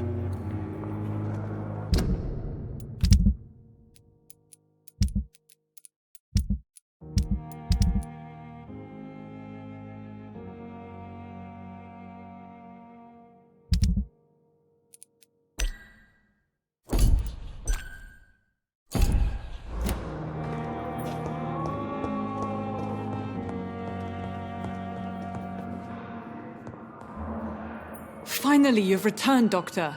Did you find anything of value? Yes, nurse. You've worked your first miracle, Doctor. Now, this patient here needs immediate treatment. Duty calls. When the storm has passed, I'll show you how to mix the remedy yourself with the same basic ingredients. Many thanks, Doctor. When you've finished, you ought to report to Dr. Swansea in his office. He's been looking for you. Seemed pressing.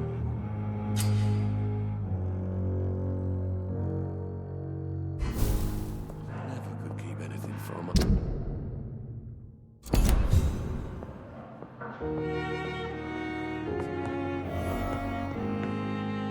Good evening, Mr. Fiddick. Good evening, Dr. Reed. Any news about my operation?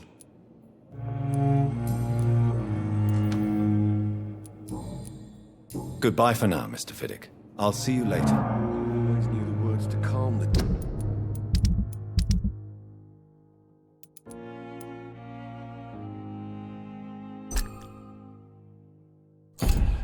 Children, Helen. As for me, what a blundering idiot. It's locked, all right.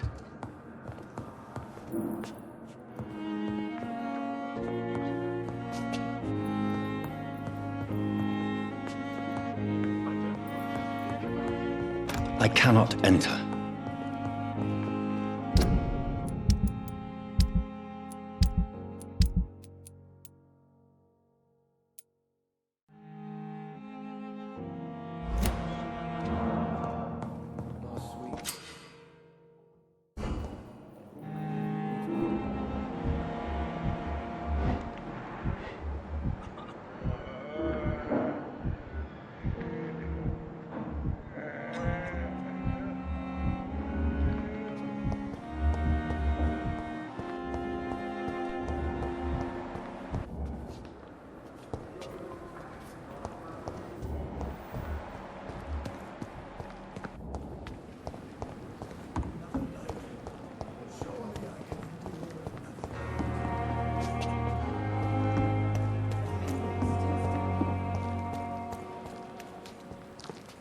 Good evening, Mr. Cox. Dr. Reed.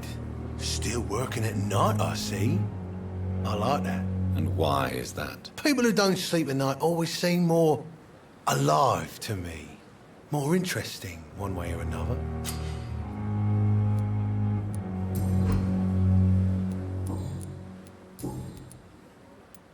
Do you ever think about that poor fellow I saw you push in the water? The wound he gave me will make sure I don't forget him.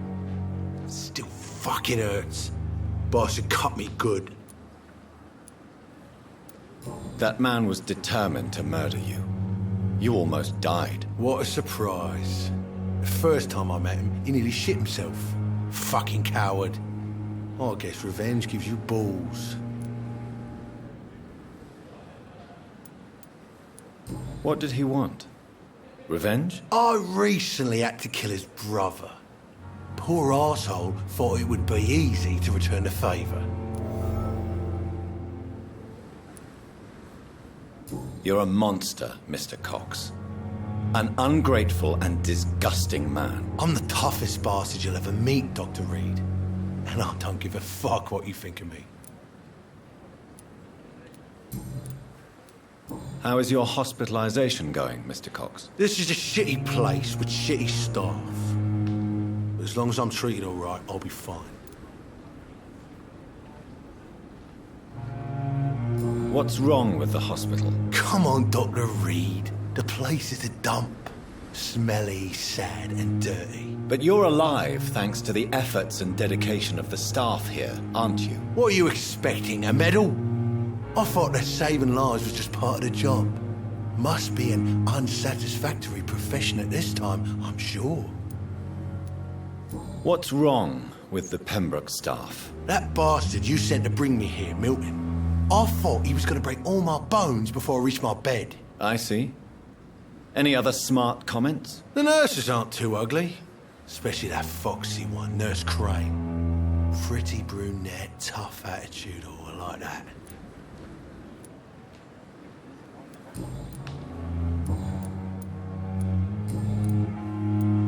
How long do you think you can escape the law, Clay? I know this city like the back of my hand, Doc. I know its streets, who to pay, who to avoid, and who to bully. I won't get caught.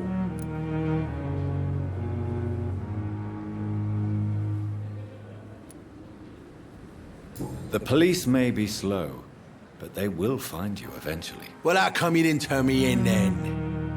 Nah, Doc, I figure you have something to hide so you can't ask the coppers for help.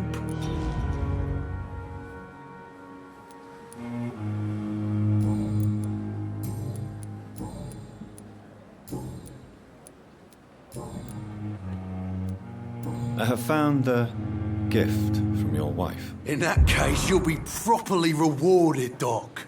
Clay Cox is a man of his word. I hope that won't make me an accomplice to your future crimes. Who knows what I might do now I feel invincible again?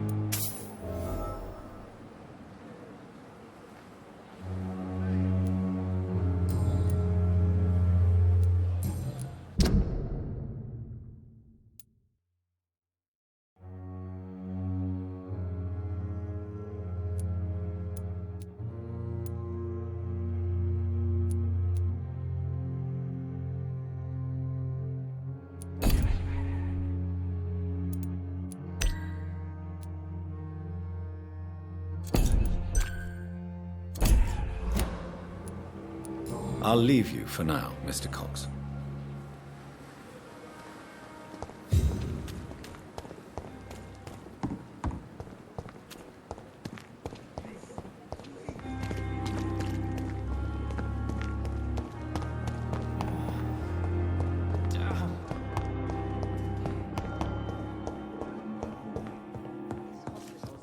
Falling apart. But in the circumstances, I'm willing to give you the benefit of the doubt. Good evening, Mr. Goswick. How are you? I'm okay.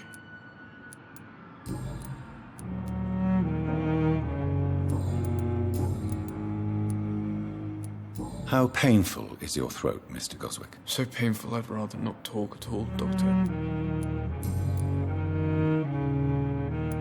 How painful is your throat, Mr. Goswick? So painful I'd rather not talk at all, Doctor. But in the circumstances, I have to go now, sir. But don't hesitate to contact me if you need any help. Good evening, sir. Doctor. I will not let you down, my boy.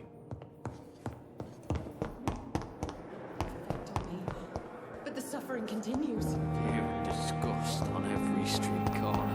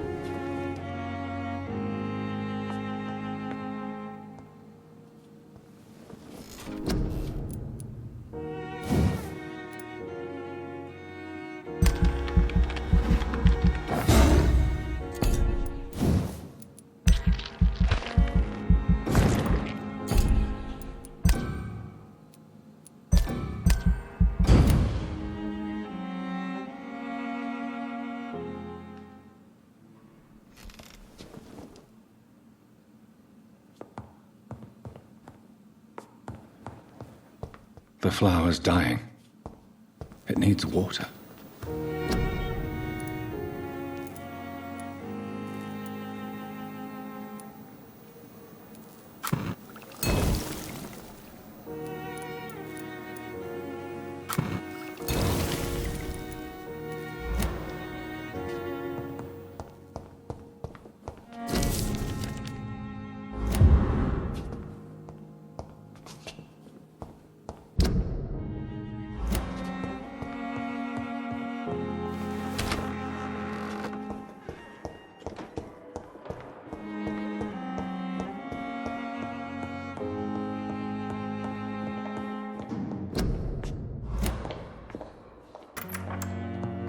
Please, Jonathan, come in. Fascinating, is it not? In the last decade, so many mysteries have been brought to light with our microscopes. The human body, biology's penultimate frontier. The more we explore its boundaries, the less we're able to trace a clear line between life and death. You, my friend, have a foot in both countries. The view must be vertiginous. It's at least as vertiginous as chatting about vampires with you, I would say. This must be all so new to you. This area of town, the hospital, a brand new life. How stimulating it must be.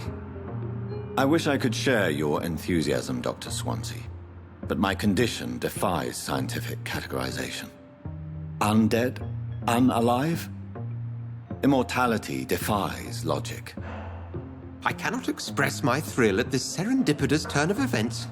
The world's most eminent specialist in blood transfusions, a vampire. One might say a gift from heaven.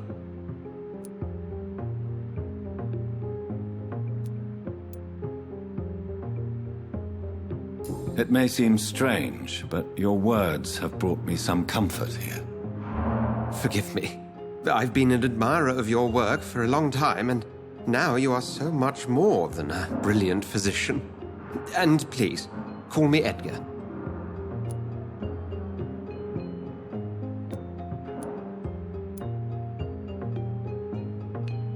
Thank you. But I'd rather you didn't speak so lightly about my condition. There is nothing I find amusing about this situation. Very well. I have a task for you, Jonathan. Something that will require all your newfound skills. Please, go on. The Pembroke only survives through the generosity of our benefactors. Unfortunately, our main donor has found herself in a bit of a bind. Now, if you could help her out... A spokesman or politician is what you need. That's not my calling. And until I come to understand what has happened to me, I require discretion. Discretion is in order, Jonathan.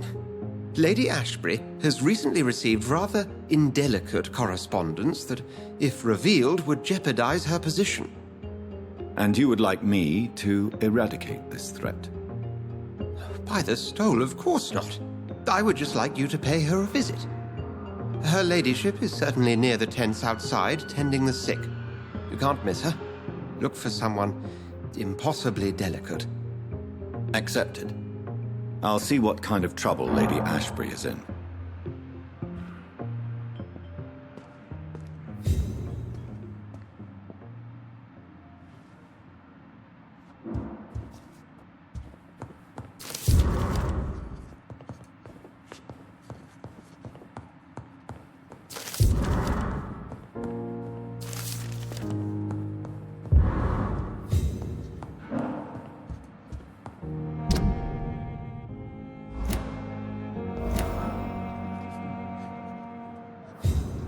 Do you need something, Jonathan? I have just a few questions. Then ask away. I'm at your service, Doctor. You mentioned something about a secret society. A brotherhood, if I recall. Could you elaborate? Certainly. I've been a member of the Brotherhood of St. Paul's Stole for several years. We are pledged to monitor and report vampire activity in England as impartial scientific observers. Yet you don't fear me. And still, you know the monster that lurks beneath the civilized surface. The Brotherhood has studied your kind for centuries. We believe you are as supernatural as a lion is to a gazelle. That explains your nightly wanderings about the docks and the questions you ask. I feel it wasn't mere coincidence that led us to that part of town. There was something as yet unseen that set those chain of events in motion.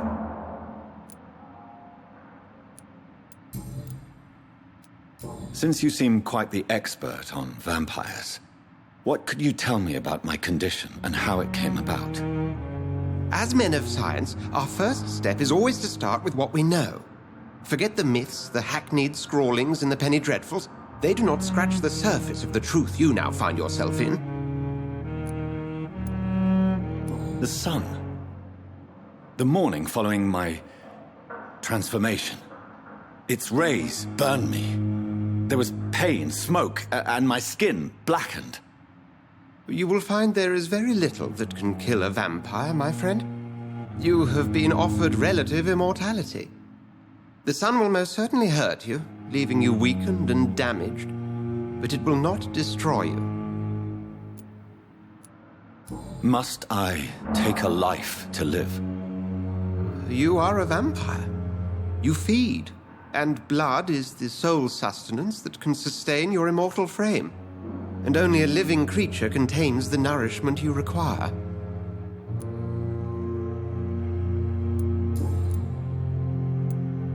Since I'm the one working for you, what should I know about Pembroke Hospital?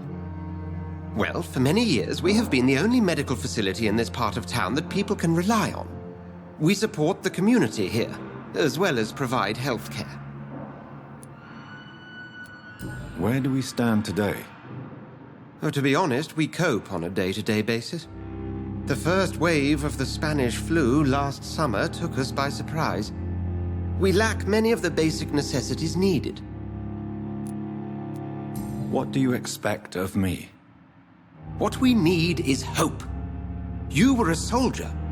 This is a war. This white coat's still a uniform.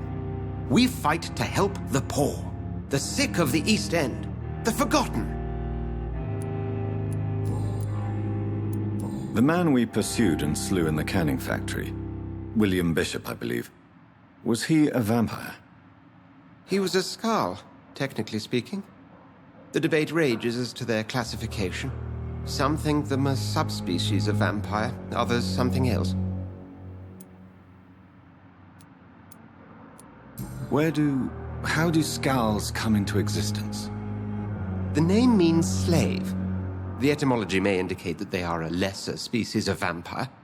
From what I know, vampires tend to despise them.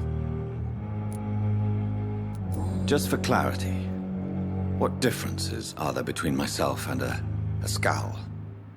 A Skald is easier to eliminate, Jonathan, even if they remain formidable foes for the unprepared. Vampires exist beyond the mortal realm.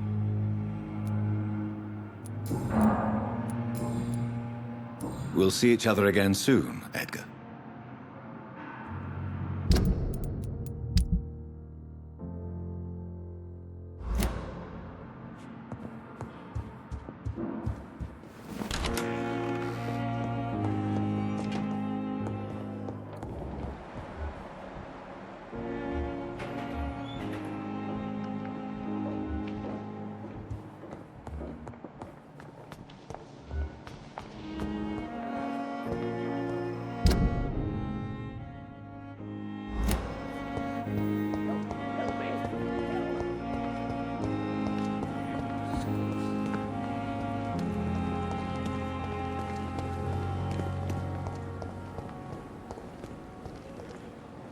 Good evening, Milton. Good evening, Doctor. Still trying to save lives? I have some good news, Milton. What? The epidemic's over? I retrieved your wallet, with all the money and a certain picture. Well, yeah, Pippa Hawkins is my girl. So what? Is it the difference of skin colour that bothers you? Not at all, Milton. Good. Please, take this money anyway. To remind you to keep your mouth shut. Not everybody is as broad-minded as you, Dr. Reed. Have you heard of any underhand dealings going on in this hospital? There are a lot of secrets round here. I'm not surprised someone tried to make money from them. What kind of secrets? I'm not in the gossip business, Dr. Reed. If you want to know more, you better talk to Harriet Jones. She's the oldest patient here.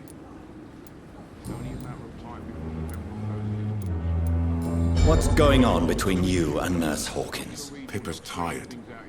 Tired of all this shit. Tired of all those corpses piling up. She's as depressed as I am. During the war, I witnessed a few couples, just like you, come together in difficult circumstances.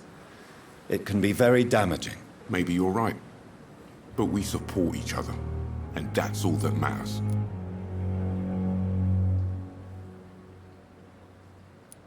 You do realize you could both get fired. Hospital staff are not meant to have intimate relationships with one another. Come on, Dr. Reed. Do you know how many rules are broken in this hospital every day just to keep it running? There's nothing wrong with what we're doing.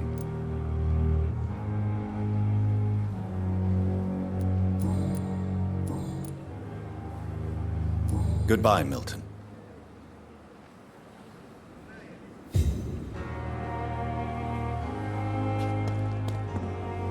Good evening, Milton. Good evening, Doctor. Goodbye, Milton.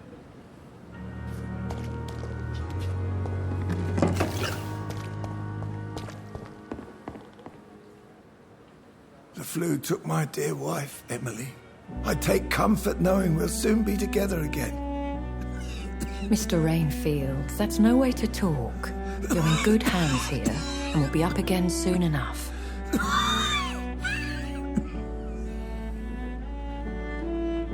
Now do me a kindness and get some sleep. I'll be back round later. Your words are kind, the blessings of an angel. You're the sweet, sweet Lady of Mercy.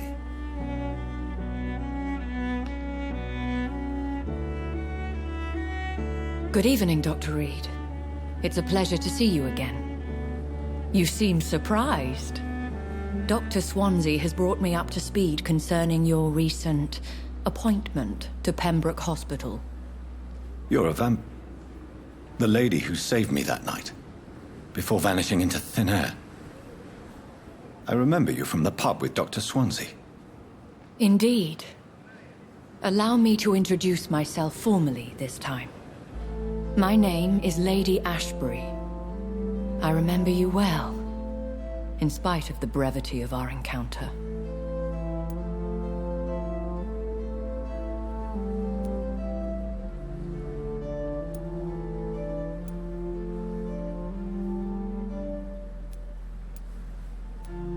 So it seems our Dr. Swansea does indeed have a fascination for creatures of our constitution. Dr. Swansea is a remarkable man. Dedicated, one might say, obstinate? He spent years compiling our bestiary.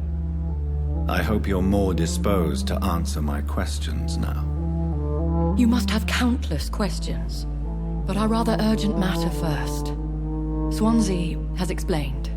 My cover, if you prefer, has been compromised.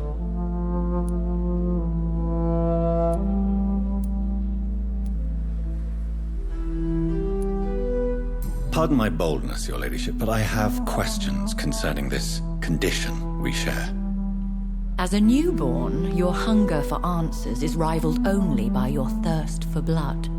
But the questions need wait. I'm a scientist. My trade is in the deciphering of mysteries, and I need information to feed my mind. I will gladly answer every question you have, but first, prove yourself capable of resolving my predicament without eating the culprit. Have any of the patients given you trouble? These poor souls have so little left to live for. I do my best to ease their pain. The world would be a better place if it were cared for by women like you. You make me blush. I am simply a necessary evil.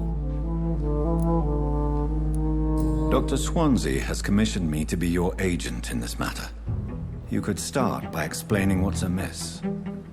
These past insufferable weeks, I've been the victim of extortion. I've made a first payment, but the blackmailer grows greedy. I must refuse his most recent demands.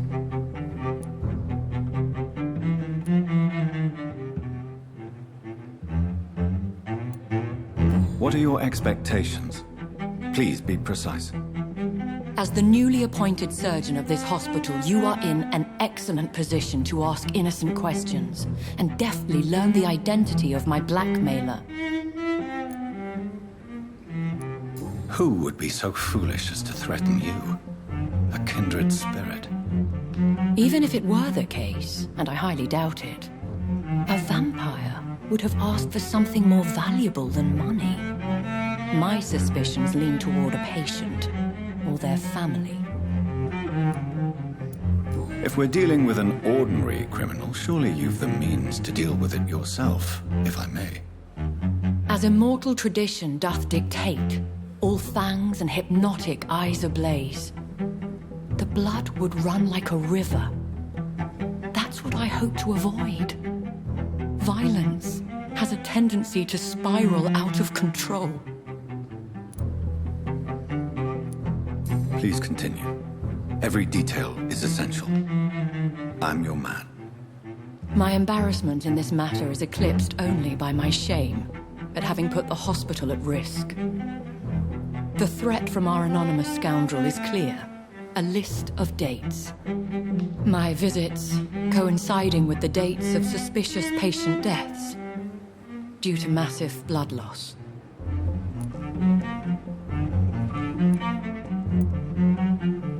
Is it true? Now aren't you the blunt one?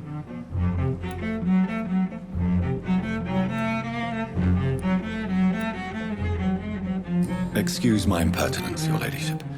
This is not an interrogation. I assure you that this line of questioning is in your best interest. In all honesty, I'm not simply a patron to the hospital. My visits serve a dual purpose. Dr. Swansea has been treating my condition with a revolutionary technique of blood transfusion. It seems you are a specialist in the domain. I'll take care of it. Do you know where I should start? If that was the case, I'd settle the matter myself. You could talk to our local gossip, Harriet Jones. Not a pin drops here without her hearing about it. I'll meet that woman now. My life, as others know, is in your hands, Dr. Reed. I'm sure of your discretion, but I do fear your powers of persuasion will be put to the test. When this is resolved, I'll be your obligé. I'll answer all questions in regards of your condition.